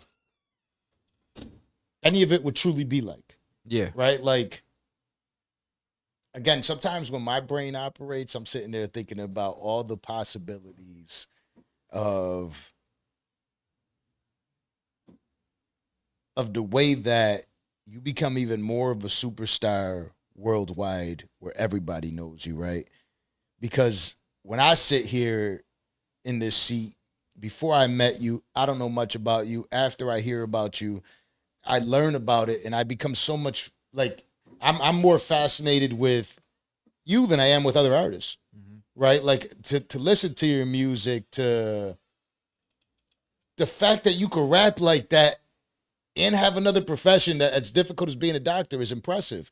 Like your story is more impressive than most of them. Again, and that's why I'm bringing all this stuff in there piece by piece. Like, you know, the content-driven world, people doing gimmicks to kind of make their name about. Their gimmicks aren't even close to as impressive as your actual real life. You know what I mean? And you're talking about doing the reality. I'm getting all the answers out of you that I would expect to hear from you, right? Like that's exactly what I want to hear. Because if there's some way that you could tie it in to show the world that it's extremely fascinating what you're doing and to the level that you're doing at. I listened to God Sent Me, and the main thing I got out of it was like that. It's pretty ridiculous that you could actually make a record of that caliber. It is. It's ridiculous. I wouldn't expect it if somebody told me that. Just I met you already, so I already know. Somebody else tells me they're a doctor, I'm already gonna, when they tell me they got a record, there's no chance that if they told me that there was that record, that I would even believe them. I'm like, yeah, this dude's lying. You're not gonna listen to it. You know what I mean? Like, I just wouldn't believe it. You know what I'm saying? So when I hear that record, the creativity, the fact that you could listen to that record dozens of times. Yeah. You know what I mean? The lyricism. You know what I mean? Like, you're not, you might have taken a step back from being super lyrical. You say it, but it's a super lyrical record. You have a different, you kind of approach the 3 verses a little bit differently as well. You know what I mean? Like, you could tell in the last verse you just went crazy on it. Yeah, right. You know what I mean? So Pull out the big guns on it. yeah, Yeah, that's I think the third verse need to be like that. And you say you did it all in one take, like the whole song, or each verse was one take? Yeah, each verse. I remember I was in the studio with FredWreck, and we were just like, yo, just here's the go, you know, and I just went, and I believe it was all, we did each verse at a time, but it was one take on the verses. Yeah, and it had to be extremely motivational to be out there and yeah, I give mean, it because live. this guy engineers like Snoop every day. He engineers Dr. Dre, and you know, so Yeah. it's like when you have somebody like that engineering you. Yeah, I'm not coming out there and fucking up. Nah, coming there prepared. And that's what I'm saying. That's the impressive part, and that's where I feel like, in my head, I'm thinking, if you did a podcast every day and you interviewed every day, and the more and more people that get to hear Yeah, the message, they're gonna be as equally as impressed yeah, with what you're doing as I am. I'm fortunate enough to be able to meet you and kind of hear the story and know what you're doing and know that this guy jumped off the like he's performing. He jumps off stage to save somebody's life. Crazy. Ridiculous. and it wasn't just out of instinct. It wasn't even like, oh, it was just kind of like, yo, we need a doctor. And it's just like I just channeled back into that person, as if I was like, you know, I was on a stage as somebody else. I'm Lazarus. Yeah. And then it's just like all of a sudden, it's like instinctively, I just became Dr. Khan without even thinking about it. Yeah, that's deep. And it's just, I'm sitting here, it's like in deep thought myself, thinking of how it could even be connected differently to be able to get out in front of the world even more and more and more. I think, like, you know how you see all these visual albums? That would be incredible. Just to see what you're doing, because I don't take it lightly. I don't take it lightly that you were out in Cali and Vegas and Miami, Here, back to work. all within 30, the last 24 hours. ridiculous. Yeah. Crazy. That shouldn't even be humanly possible. I don't know how I did. I just flew back from Vegas earlier this week, and it took me a day or two to adjust. Yeah. and it's not, then I'll do international. Like I'll go across the world, and then boom, off there, ready to go, ready to rock. Let's Go. Life is short, man. Life is short. You know, time is ticking. It's on us to make use of those. Every second that comes is never coming again. Yeah. So take advantage of it. The wild thing to me though is like the whole Superman Clark Kent thing. Yeah. So I want to ask you, like, especially in that situation with what you say with somebody on stage, is Lazarus Clark Kent and Dr. Khan Superman, or is Dr. Khan Clark Kent and Lazarus Superman? It's all a matter of dope-ass perspective. question. It's a matter of perspective. It's all a matter of perspective. I think Clark Kent is, the doctor is more like Clark Kent though, because gotta conceal more. Yeah. Whereas as a rapper, I can get away with yo, I'm a doctor too. Yeah. In the medical world, I can't just be like, yo, I'm a rapper. You know? So it's a little bit more of, I'm gonna answer your questions in a that's dope. realistic fashion. Yeah, You know? I So I'm appreciate not gonna give you a cookie cutter answer. I'm gonna give you the real. Like that's just the real. Yeah. You know what So I'm saying? it's like and obviously you grew up really respecting and appreciating Eminem. And there's Eminem and Slim Shady. Right. And I think more than ever, and I've listened to this dude's music his whole career. Yeah. But more than ever, when Houdini came out, I was like, damn, Marshall Mathers and Eminem, or Slim Shady, right, and Eminem are actually two completely different. Yeah. Because That was creative. I damn near felt like when I heard Houdini that it was AI influenced. Yes. Yeah. Until I see the video. But even when I seen the video, how is he standing next to himself as the younger version reciting the new lyric? That can't be him. That was him. That was crazy to see. Was that him?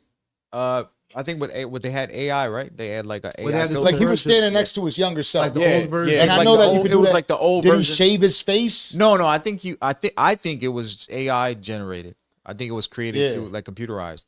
Because that shit looked straight bananas to me. Yeah, Like I'm like, am I tripping out right now?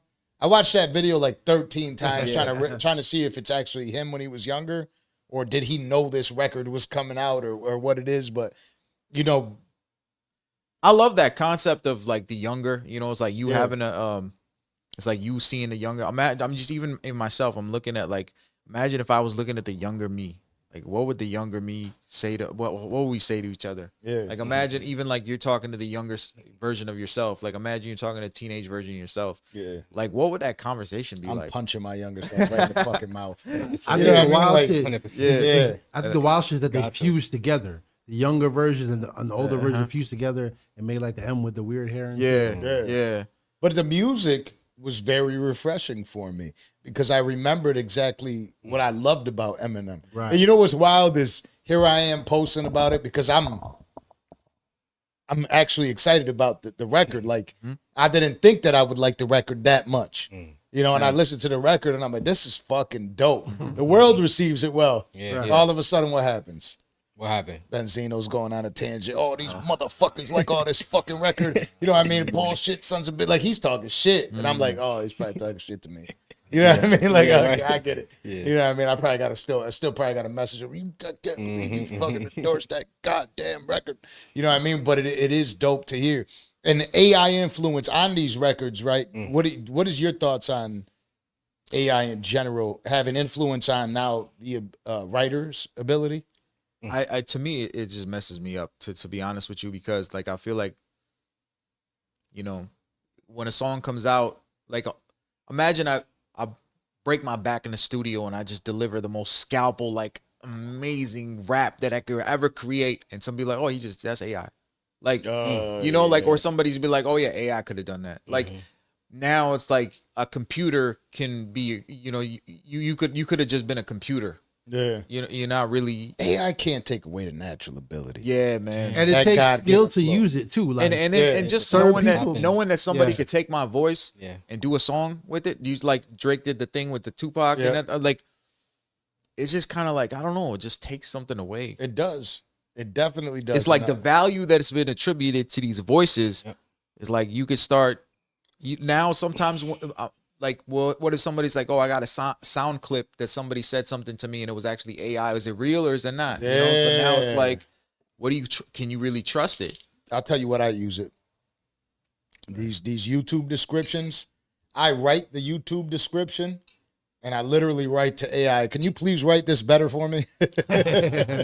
and it does though. Yeah. And I could literally say, I could write a full description to a video, which is what I do. I always I'll sit down, I'll write my version of the description as clean cut as I can, and then I'll post it into Chat GPT and say, can you reword this using powerful YouTube SEO to boost for the crazy. algorithm, right? And it'll just rewrite it to you. So it won't be much different, Yeah. but it'll just have it written with certain keywords to make it a little bit Perfection. better. It's perfection. You know, Right, and, right. and I'm thinking just now, like you could actually write a verse and say, can you perfect this verse for me? Yeah. And it'll probably just rewrite and perfect your You fucking see, verse. me- the wild thing to is me, that- I bananas. to me that's Corny. like that takes That's away whack. from that takes Yeah. away the artistry. Like that perfect The my verse passion. for me. That's what I love to do. That's Yeah, what G. makes me the artist. Yeah. You know what I'm saying? I'm not gonna have a computer perfect my verse for Yeah. me. And Like- if that, like- But I Person- think personally- inevitably it leaks through, Yeah. Yeah. right? Have Like to. if it's not you, it's not you. yeah, And that starts showing in the real world in real time. Right, You right, know, right. like there is for the real ones. Yeah, Because there really isn't, if you really think about it, we're kind of that last we're the last of that breed. Like I'm Yes, so we grateful are. I was born in the 80s. Too, G. You know, like 88. they're kind of they're disappearing. Yeah. Yeah. You know what I mean? The last of the Mohicans. You know what I here. mean? Yeah. You know, and it's just like when you see the way that other people behave, Yep. I can't even be mad anymore. I'll be arguing with these people, and I'm like, Mm-hmm. I don't got no time to argue. You know what I mean? Like you're never gonna see what I'm seeing, but it's fine if that's what you like, and that's what it is. The wild thing about the whole AI shit is that that's even a skill itself. Like prompting the AI, because like two people could write like there's a joke like two people can make an AI frog, but my AI frog ain't gonna look like your ass frog. So it all depends on the skill of what you tell the AI, and that whole vibe of telling people they call it AI prompting. The whole thing of AI That in prompting itself is a skill. that in itself is a Right, skill. that's Exactly. Yeah. Well, pretty soon, It's a man, pretty sick these fucking AI, world. these AI gonna figure out how to make more AI, man, and we going extinct after that. Yeah. That's terrifying actually, because it is like, it's good. It's good. Like you can make videos. I've there's a program that has videos and like make a motivational video talking about how men are having tough times in relationships and they need to just relax and breathe and they'll get through, and do it in this person's voice. Morgan Freeman or something.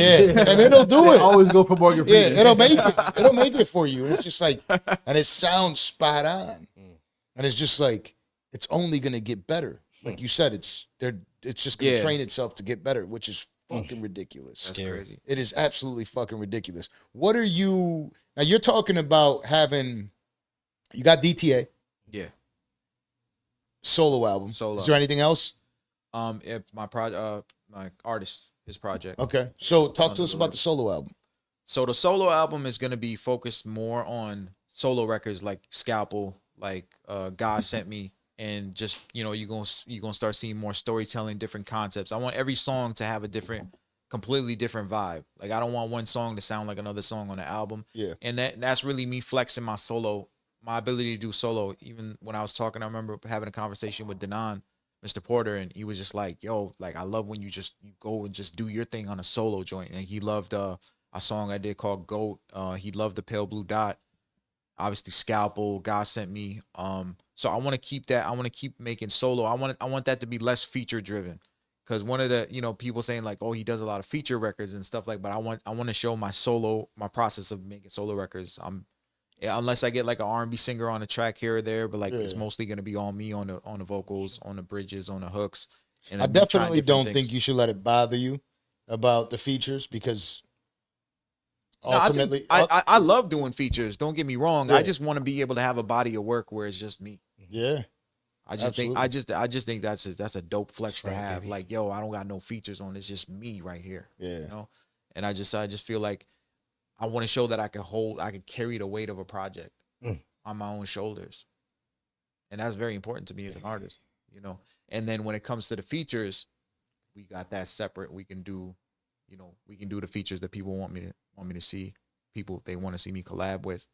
There's a lot of MCs out there, man, I still want to work with. So. Now you can definitely sit up here and bullshit me if you want, right? We've kept it real this entire show. Let's see where this is going right here. Danza, this is going somewhere crazy right now. I can already You know tell. where this is going. Where are you taking this, Yeah, Danza? you could sit there and just tell me that the collab album is the one that you're most looking forward to, or your solo album is what you're most looking forward to. And I know that a lot of people, there's distress in it, like, oh, I'm working with this artist. I don't want to downplay that.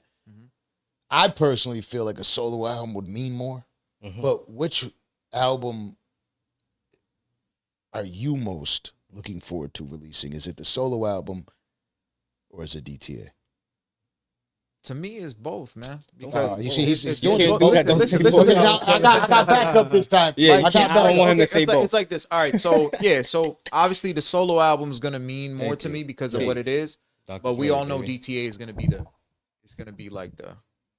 Yeah, but it's not about. I it's didn't not. ask you what it's Yeah, going to be. exactly. So Hey, which one am We I get more? we get Dr. Dre. Yeah, like behind the for solo you, album. for yourself. Like, which one are you gonna? When again, and I worded that way, but I'm not you, so I could be wrong. Yeah, I just feel like when you're putting out your own product, you're more proud of it. You know, it's not like there's Yeah. 50% is written by this person and performed by this person. This is written, performed. You're talking about having the pride of, I got my own album out there without features. You know, like that's maybe it could have a feature or two, but it's more focused on you. Yeah. Or in reality, the sitting in the booth, putting out a project and having somebody else drop and mixing in with that project it could also be something that you're proud of as well. But there has to be one that hits you harder. One that hits me harder as far as what? Like one that you when you really like, you know what I'm saying? Because when my vocal is on the track, whether it's a solo record or it's a feature record, my vocal's on the track. That's me. That's moi. For sure. I give you Lazarus. You get to hear me. Yeah. Whether I'm on 20% of the record, 40% or 80%, if my voice hits that record is going to be that record. Something that you're proud of. Something that I'm proud of. And to this date, even all the records in my archives, you could go through all of them. Any record that's got my voice on it that has been put out by me or a feature artist and stuff like that, I feel just as proud as that as anything that I'm dropping solo. Just because, you know, I don't get behind a project unless I'm fully invested in it. I don't just say I'm gonna jump on this feature just to do it. Would you say that there's anybody that knows your artistry more than Devine? More than Devine? Divine's up there on there. You know, I got, you know, my brother, my brother, Big A, Iron Amir, my homeboy Dre from Detroit. You know, from day one, we got our inner circle, man. Yeah. And you know, people know how crazy I am when it comes to this rap shit. But he knows. Divine over here, me and Divine are like, yeah, so he knows. Yeah, he knows. Divine. Yes. Divine you're Lazarus. So now Divine's Yeah. gonna get the hard. Now Yeah, give him the hard question. No, Give him the hard watch. questions. You're Lazarus. Yep. I put you on the spot. You are Lazarus right now. Yeah. Which record is more important to you, the solo album or the collab He's album? AI. Oh, man. that's Can't easy. trust the Yeah, AI yeah. right there. Oh, that's easy for me. Let me just take off my Yeah, my lab coat for a second. yeah. But no, the solo album will be the most, you know, egregious to me, because the reason why is because I got FredWreck on there, I got Dr. Dre, you know, those producers on my record. That supersedes anything I ever done in my life. That would be the number one. Dr. Dre, for real? Absolutely. Drop the mic on that one. Sheesh. Yeah, he could drop the mic. He won. Yeah, that's hard to. Yeah, That's hard. he made the case. Yeah, that's a good case. That's the easy one right there. You It know? took him 2 seconds. It's easy. Yeah, but listen. You know, Mike. all things aside, you know, you're putting your best foot forward in everything that you're a part of. Absolutely. I don't think that do. you would half-ass a record. You know, I would never even like take you picking for that. kids. It's like, you know, you like that kid or this kid or that. They're all my kids. You know, I love them all. Yeah. That's how I know he doesn't have kids.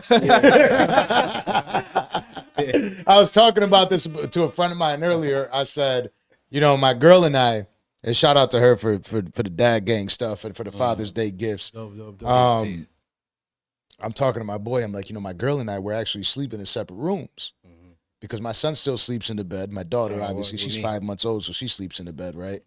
But she sleeps with mom.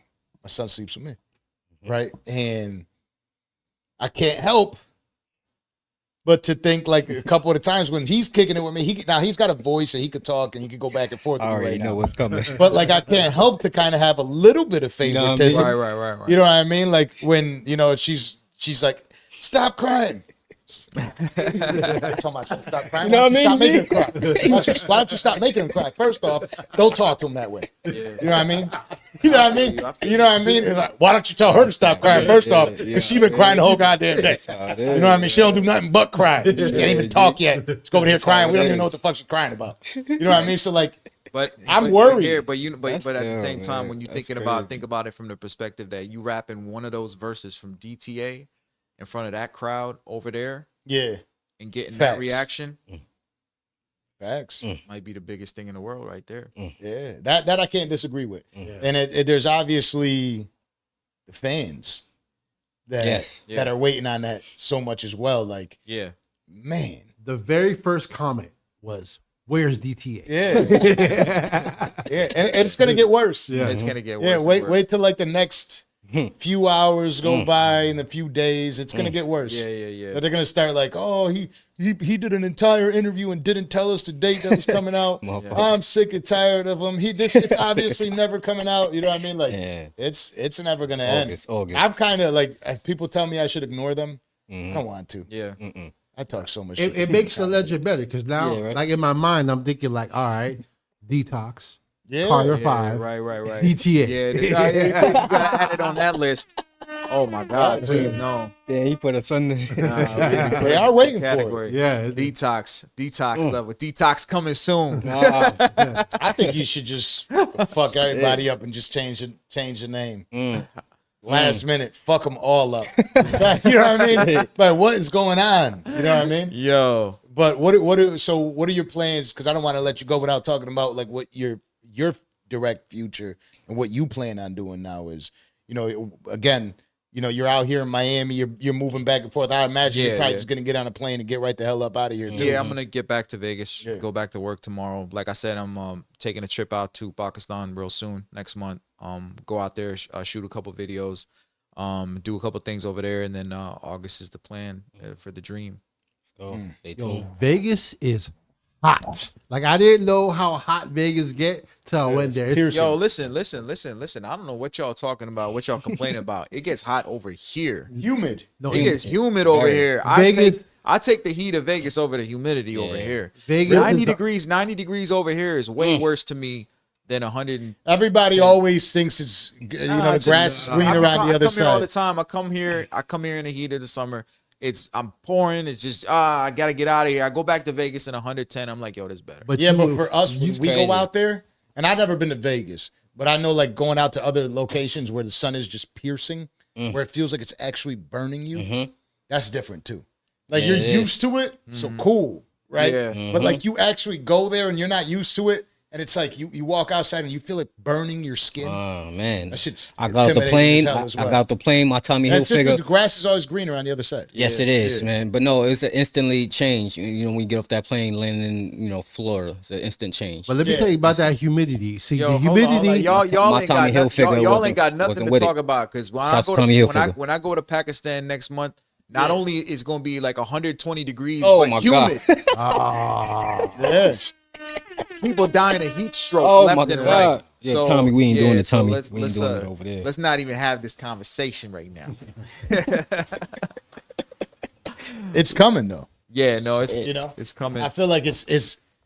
I mean, look, I don't know if I believe in global warming so much, but I know like sometimes I'm saying like, damn, it's fucking hot, you know. But the good news with somebody like me is I definitely be keeping my ass inside.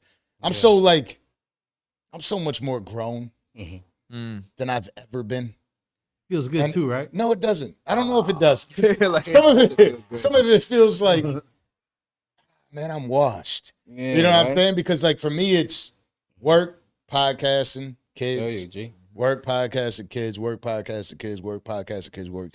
You know what I mean? It's just back and forth and back and forth. Yeah. I'm telling you, we took a 2-week break. Where I'm like, I need to relax just a little bit to What do be you do? able to. What do you do to relax? What's your thing? I sit in the house and go to sleep. Yeah. Yeah, I meditate. Like I listen. There's a lot of frequency, Yeah. music that I listen to chill out. And then Do you ever put your phone away or like say? Got to. I'm sometimes. starting to, but Because I've one been thing, one thing historically that bad. one thing that I because I'm over by the mountains over there in Vegas is like one of the things that's just really fascinating is to be able to just like put your phone away Yeah, and just man. go out to the mountains where there's no service. See? Just go out there for like a few hours and just See, I live in Nebraska. You heard? So I ain't gonna lie, I feel like doing that right now. Yeah. Nah, it's beautiful, man. I'm Yeah. telling you, like the beautiful mountains over there. You just literally Yeah, you put your listening in phone away, Nebraska. or you turn your signal services off. You go over there, and you just go by the mountains, hike over there, or just kind of just meditate, whatever you want to do. But it's like there's something so peaceful in that. yes, Being able to shut everything off. Yeah. that's reset. how it is in Nebraska. You heard? I That's live how- in Nebraska. They're listening in Nebraska, and what I like to do is the agriculture, and farmland.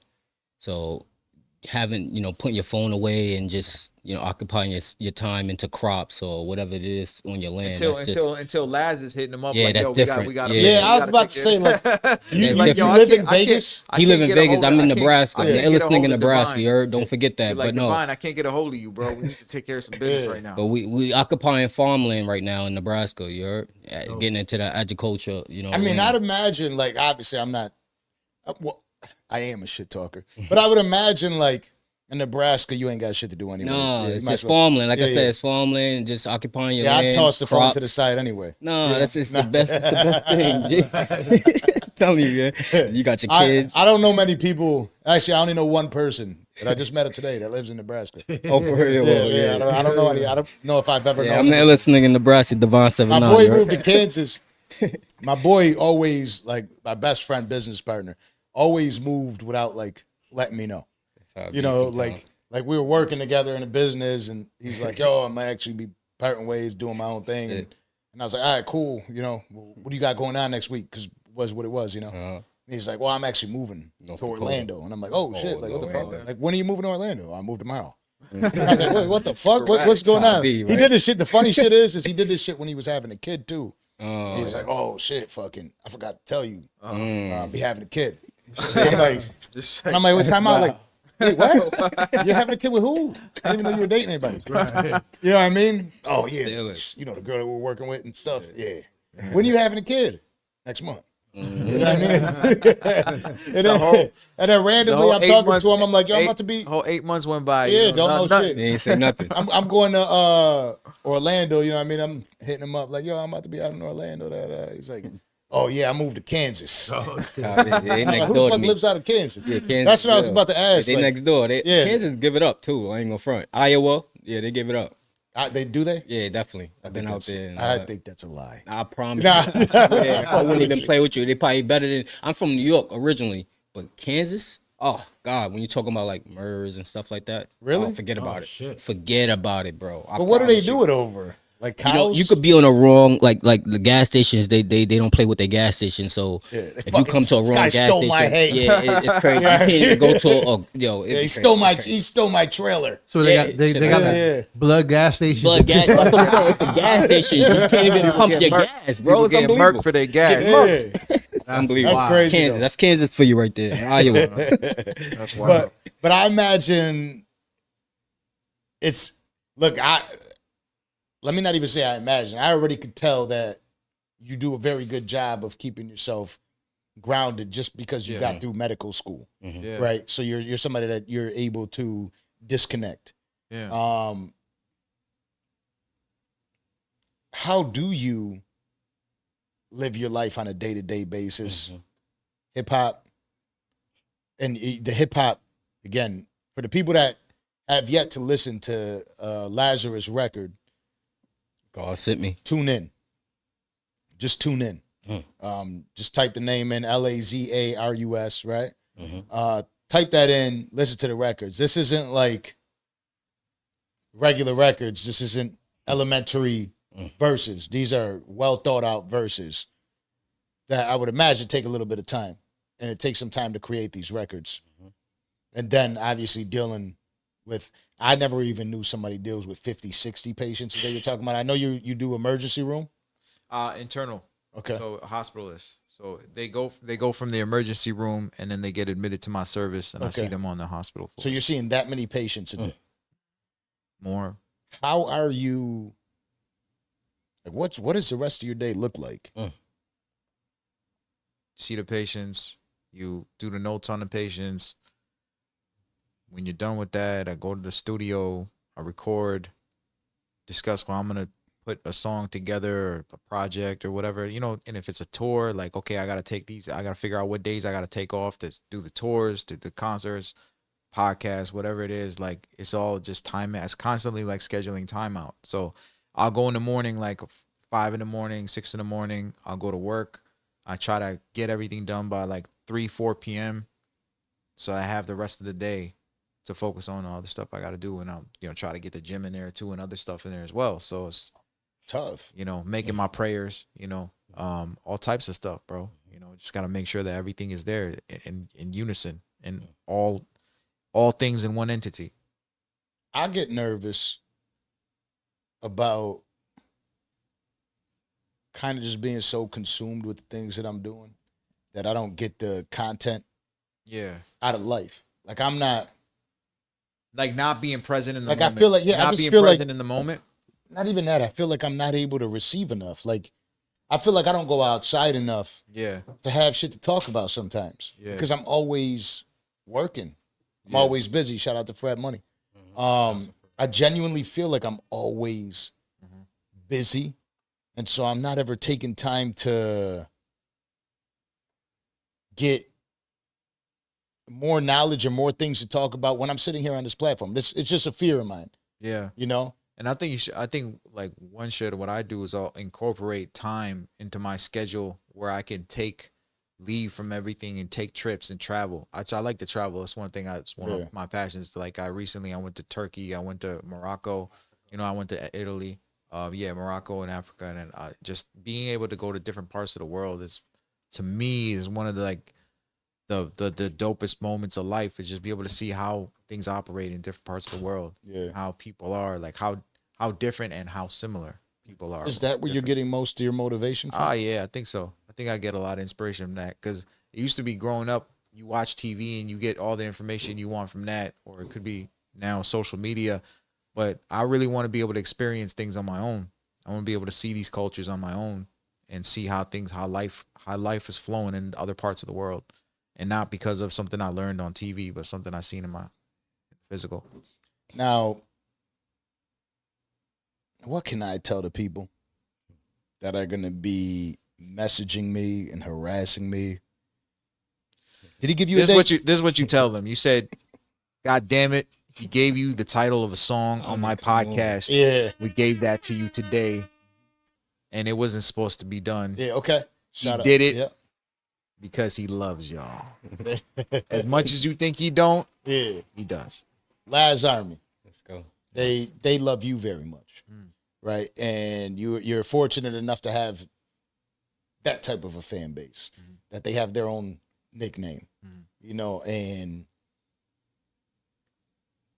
I think it was might have been one of our first videos that I felt got flooded, where it was just like there was so many. I could never forget DTA in my life. It's literally impossible. You know what I mean? Like because like that's the first time our comment section on YouTube was like uncontrollable. Where I'm like, I'm trying to answer. I always tried to answer everybody. Yeah. My first experience of I'm not going to fucking answer everybody. I'm just going to pin one of these goddamn comments. Yeah, right. Just he didn't tell me the exact date. I don't know, but I know it's coming out this year. Then it doesn't come out this year. You piece of shit, damn. You know what I mean? You really know. Yeah, you know, I guess. You know so much. You probably knew the entire time it wasn't coming out. I'm like, oh my God. Like, I had no idea this was going to happen to me, you know? Yeah. So, or they say like, oh, you just playing with us. You just playing with our hearts and our emotions and all types of stuff. So you have to depend on outside circumstances in order for this to really come together. We're very, very, Is very close. there a chance, just so I could tell the people, is there a chance that this could stretch out to 2025? No. Look at that. Rapid fire. Boom. No. So this is definitely, this is the year. Yeah. It's happening this year. Fire. It's definitely happening. It's happening. So listen, you heard it here first. DTA will be dropping in 2024. Please. Let's do go. not harass me. This is the answer. If you need to clip it up and release it, drop it. Somebody tag me in it, and I'll keep reposting it because, like, I already know what it's gonna be. It's just I'd rather answer this way. So when you see it, tag me in this. I'll repost it every single time. Somebody, boom, repost on Twitter. Right? Yeah. What else do you got to say to your fans before you take off today? Man, God sent me's out there. We got 2 million views. Let's take it up. Let's run it up further. Keep spreading it. Keep sharing it. Detroit to Antophill is coming this year, and it's gonna be a lot more music coming this year. Solo, my artist, Cocky 1000. We keeping hip hop alive. Hip hop is in a great state right now. We got Kendrick Lamar, you got M dropping, you got Dre and Snoop dropping, you got all this crazy stuff happening in hip hop. We keeping lyrical hip hop alive. I love you guys. I love hip hop to the core of my soul, and I'm just so happy that you guys are out there supporting me, spreading my music, sharing it, and letting people know that you could do multiple things in your life and you could get to this level, this stage, despite everybody telling you it's not possible. You can make it happen because you believed in it from day one and you believe in it now. Let's go. You already know what it is. This is the Danza Project. This is the second time now that we've had Lazarus up here. go. And it's gonna happen a lot Sequel. more. You know what I mean? Hit me up when you're ready to come up. You know what I mean? Absolutely. DM's always open. You got my number. So Yeah, we might just have to bring Emiway up here Yeah, next time. yeah. Just Quick shout out to Ashley Gilkey. who's that? She's the Aftermath manager. Okay. Aftermath Entertainment manager. Ashley, shout out to you. Shout out to you. And this is a special edition of the Danza Project. You already know we love having episodes like this where we're able to connect with the fans a little bit more, talk to them, because I already know what's going to happen. I seen it coming. I told Fred, shout out Fred Money again when Shout he out to set it Fred. up. I'm like, Happy I birthday. was like, I never get yelled at as much as I get yelled at here. You know what I mean? Like that's how it works. Yeah. But shout out to you. I look forward to everything coming out. Keep me updated at least. Also, a quick shout out to some of the other people involved in my records. Shout out to my engineer Hugo. Shout out to Jake Bass, Jeff Bass, whose studio I work at, FBT over there in Detroit. Shout out to DJ Reminisce and just all the soldiers involved in putting all these pieces together. You know what I'm saying? Yeah, the whole ICU. Shout out to y'all too. The whole ICU. Yeah, man. I'm just super excited moving forward, man. It's time to take hip hop to the next Let's level. go. Let's go. Absolutely. And I see it coming. Yes, You know sir. what I mean, just keep working, keep putting out the product. And again, I want like a little bit of the royalties on the documentary. That's why I've been pushing this out so much because I know it. I've been thinking about that honestly since the Yeah, last of course. time that you were up here. Because Yeah, this yeah, this they is how coming. it works with me. I always wonder before we sign off. I always wonder how a show was gonna go, right before and like just like any performance. Yeah. Little butterflies kick like, oh, I hope I do well. I hope I perform well. And the first time we had you up here, I remember talking to my girl about it. I'm like, this dude does a lot of dope shit. And I'm going to learn through the show, but I hope the show goes well, you know? And after it was over, I remember sitting down there talking to her as I brought the book in. And I was like, this dude is really dope. And underappreciated, Yes, under. you know? And Appreciate that. I definitely would say race plays Yes. a role in it. Of course. And if he could really get out and spread his story to the world, it's almost too fascinating. Yeah. You know what I mean? Like there's so much that you're really doing with. There's a you lot know, of layers to it. Yeah. There's a lot of layers to this. And story. inevitably it will come to fruition. That's why I asked you today. Is it everything I've gotten good enough where I could ask the questions knowing what the outcome's gonna be. And that's why I asked you today, do you feel like you would be appreciated prior to the date you're gone, your expiration date? Because I feel like when inevitably the world finds out what you've done, Right. That all depends on how quickly the whole world at large finds out what I've done. If it has to be after my passing, unfortunately, that's what it is. But if it becomes if it becomes known prior, and we get it out there on a big enough platform, then I think it's gonna penetrate through. I mean, things are happening in reality. You know, you got to give a big shout out to yourself for even having us here. Yeah. 'Cause Exactly. this is how we push the the narrative and Yeah. push the change forward. So you, Danza, this is our second time, it's a sequel. Appreciate So you. Because you said it too just now is when you said about the race thing. And Yeah, it's G. like You- sometimes my growing up, and this is just adding a whole nother layer, I'd look at my skin and be like, damn man, like I really had to be born like this, right? Yeah. Because everybody's basically looking at me like, nah, you can't do it. You're not gonna go there. No, not him, because of the pigment on my skin and my ethnicity and my background. And it's like I had to fight it and fight it and fight it and fight it and still fighting it to this day. As a reason why certain executives, corporations, and companies try to veer away from me because of this. And then the background, he went to school. God damn it, he went to school. That's like you know, you can't do that in this industry. Yeah, you know what I'm saying? disciplined ass motherfucker. Yeah, You know what I'm saying? He did that, and then now he trying to push this. And yeah, man. There's a clip. Chuck D had said this. Yo, can we play it? Yeah, matter of fact, Can we play it? let me pull it up real quick. I got Hell it. Yeah, I want to play this on the air, Chuck man. D, pioneer right here. Or This means just so much to me, man. Yes, it But does. I'm gonna play this real quick. yeah, all right? no, go ahead. Hell yeah. And it's not AI, by the way. Most relevant MC of all time, because here he is, a doctor in Vegas, and a medical doctor, and he was doing kind of like medical operations on people who were suffering from COVID at the time. And at the same time, he was going out there hitting the stage with groups like Wu-Tang and so on and so on. Well, the doctor on the mic is back. Now connected with the team of another doctor, well known in the culture of music arts trade, Dr. Dre. Aftermath's very own FredWreck produced Lazarus' new song, God Sent Me. Lazarus is here, right now for the crown of hip hop and rap music, and to bring MC right back into the limelight. With no further ado, this is the one and only Lazarus, and I still call him the most relevant MC of all time. Here to save lives, here to save hip hop in this Hip Hop 51. This is God Sent Me. Fire. So That's a hell of a cosign. So like for Chuck D to call me the most relevant MC of all time, to me that's just like I that's just like Yeah, hell Chuck, yeah. what you doing, man?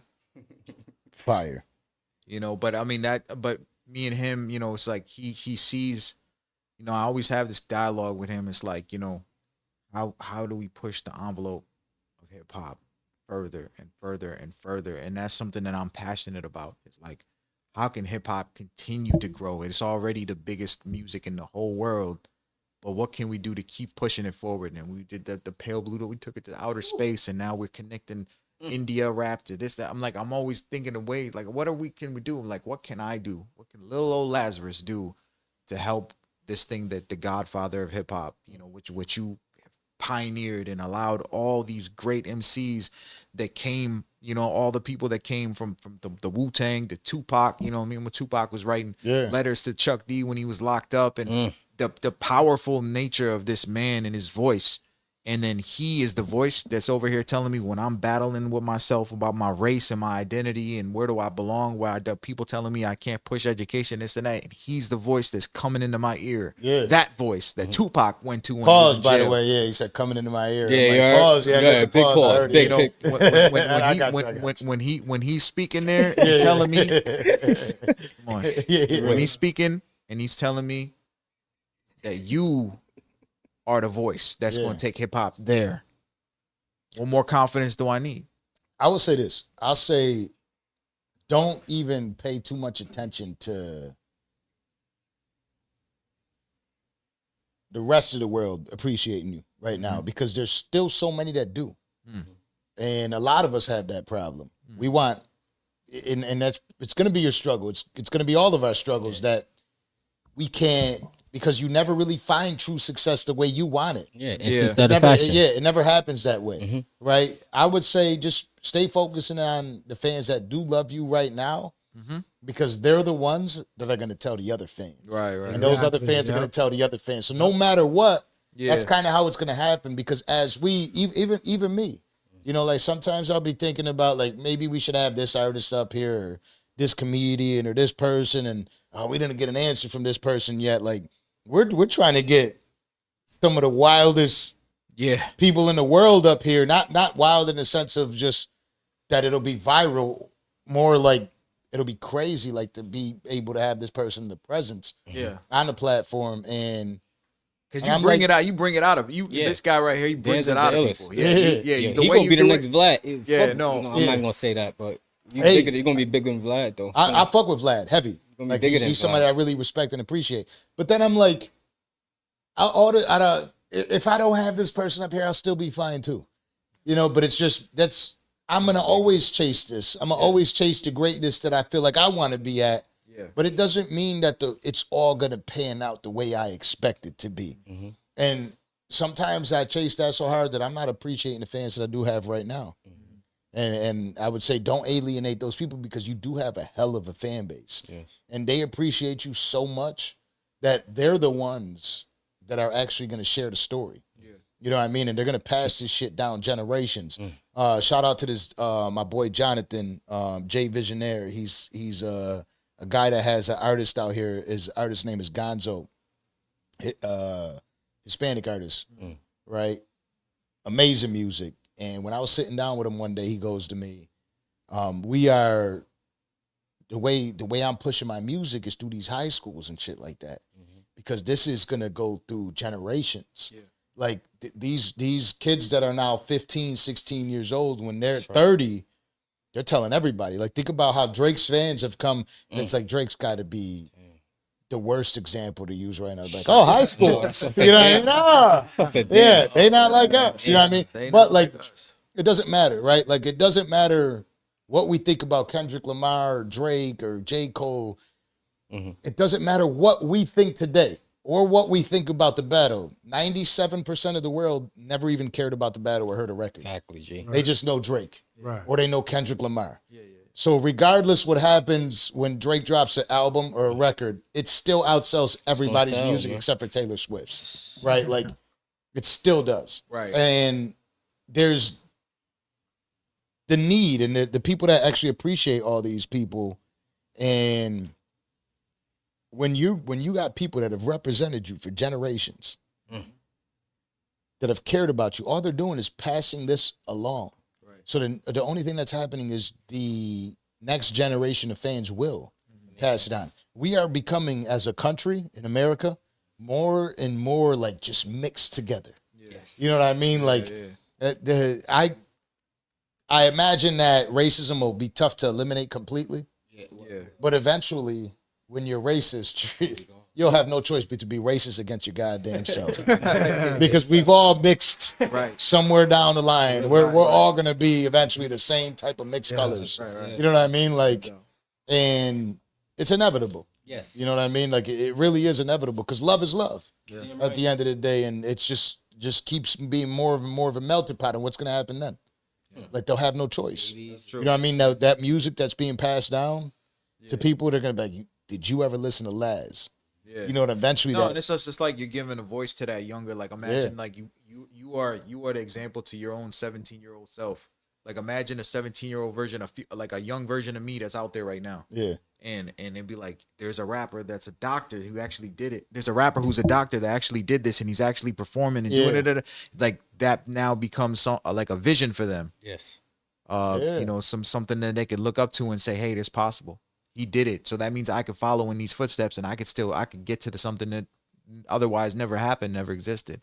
So yeah, you know, you're kind of like speaking to the new generation. That's why even, like I said, going to these colleges now, going to Michigan State and speaking to the new generation of you know, upcoming doctors or people aspiring to be doctors / other things that they love to do at the same time. Like, you can become a voice for these people and tell them, like if you got other passions, other things you love to do, you could do them simultaneously. Yeah. Like, don't give up on it. Like, you're capable of doing multiple things in this life.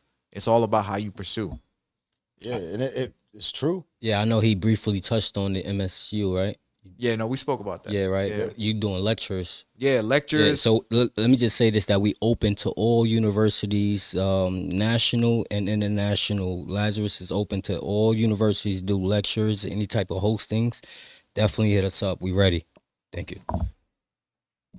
Yeah. And that's kind of what I'm saying to you. I feel like even us, I pay attention.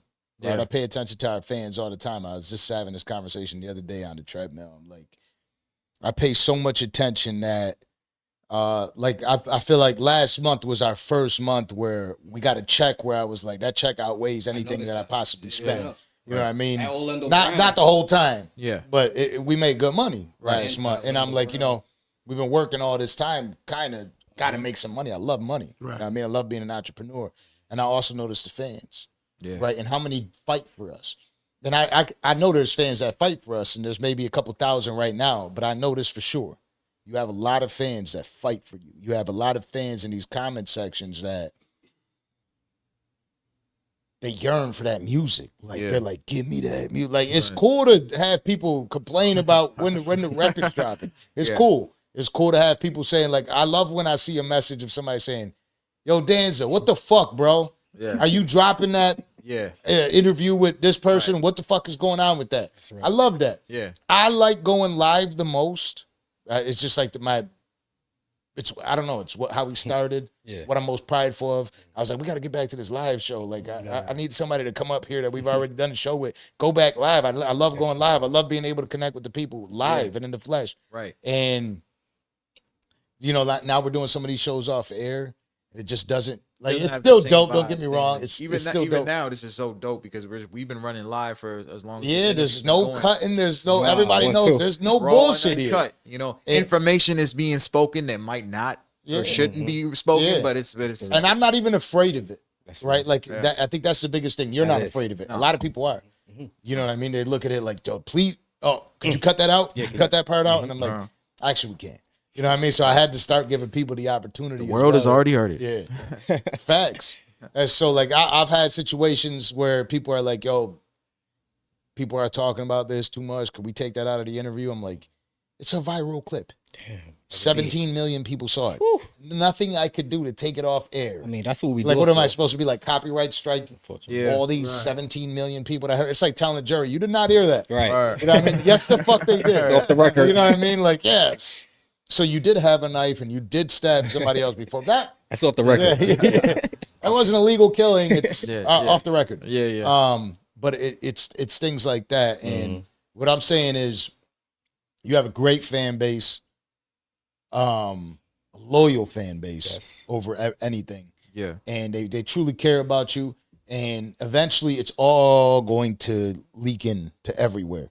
It's just a matter of time. Yeah. So as long as you keep putting out great content That's and it. you keep doing what you're doing, man, Consistency. we're proud of you. I'm so happy to see where you've gotten to in the short period of time. Yeah. The records that are coming out, I already know what you're about to drop is crazy. We're so grateful that you came back up here. Man, it's we an honor. appreciate Thank you you. for coming back up. I appreciate you for having me again, man. Like I said, it's just like interviewing with you is a fantastic experience, man. 'Cause Appreciate you really bring it out. You know, you really bring it out in your interviews, man. So I really see you becoming even more massive than you are now, man. Appreciate you. You know what I mean? So yeah, bro.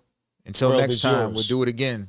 You heard he's got the Scarface gear out. He's out in man. Miami. Yeah, Yeah, Man, man. I was like, yo, I was coming into Miami, man. I had to represent Yeah. Let's get it. like Tony. Yes, sir. Manny. You already know. Manolo. Let's get it. Shout out to Tony. Sign us off. Danza Project. Lazarus.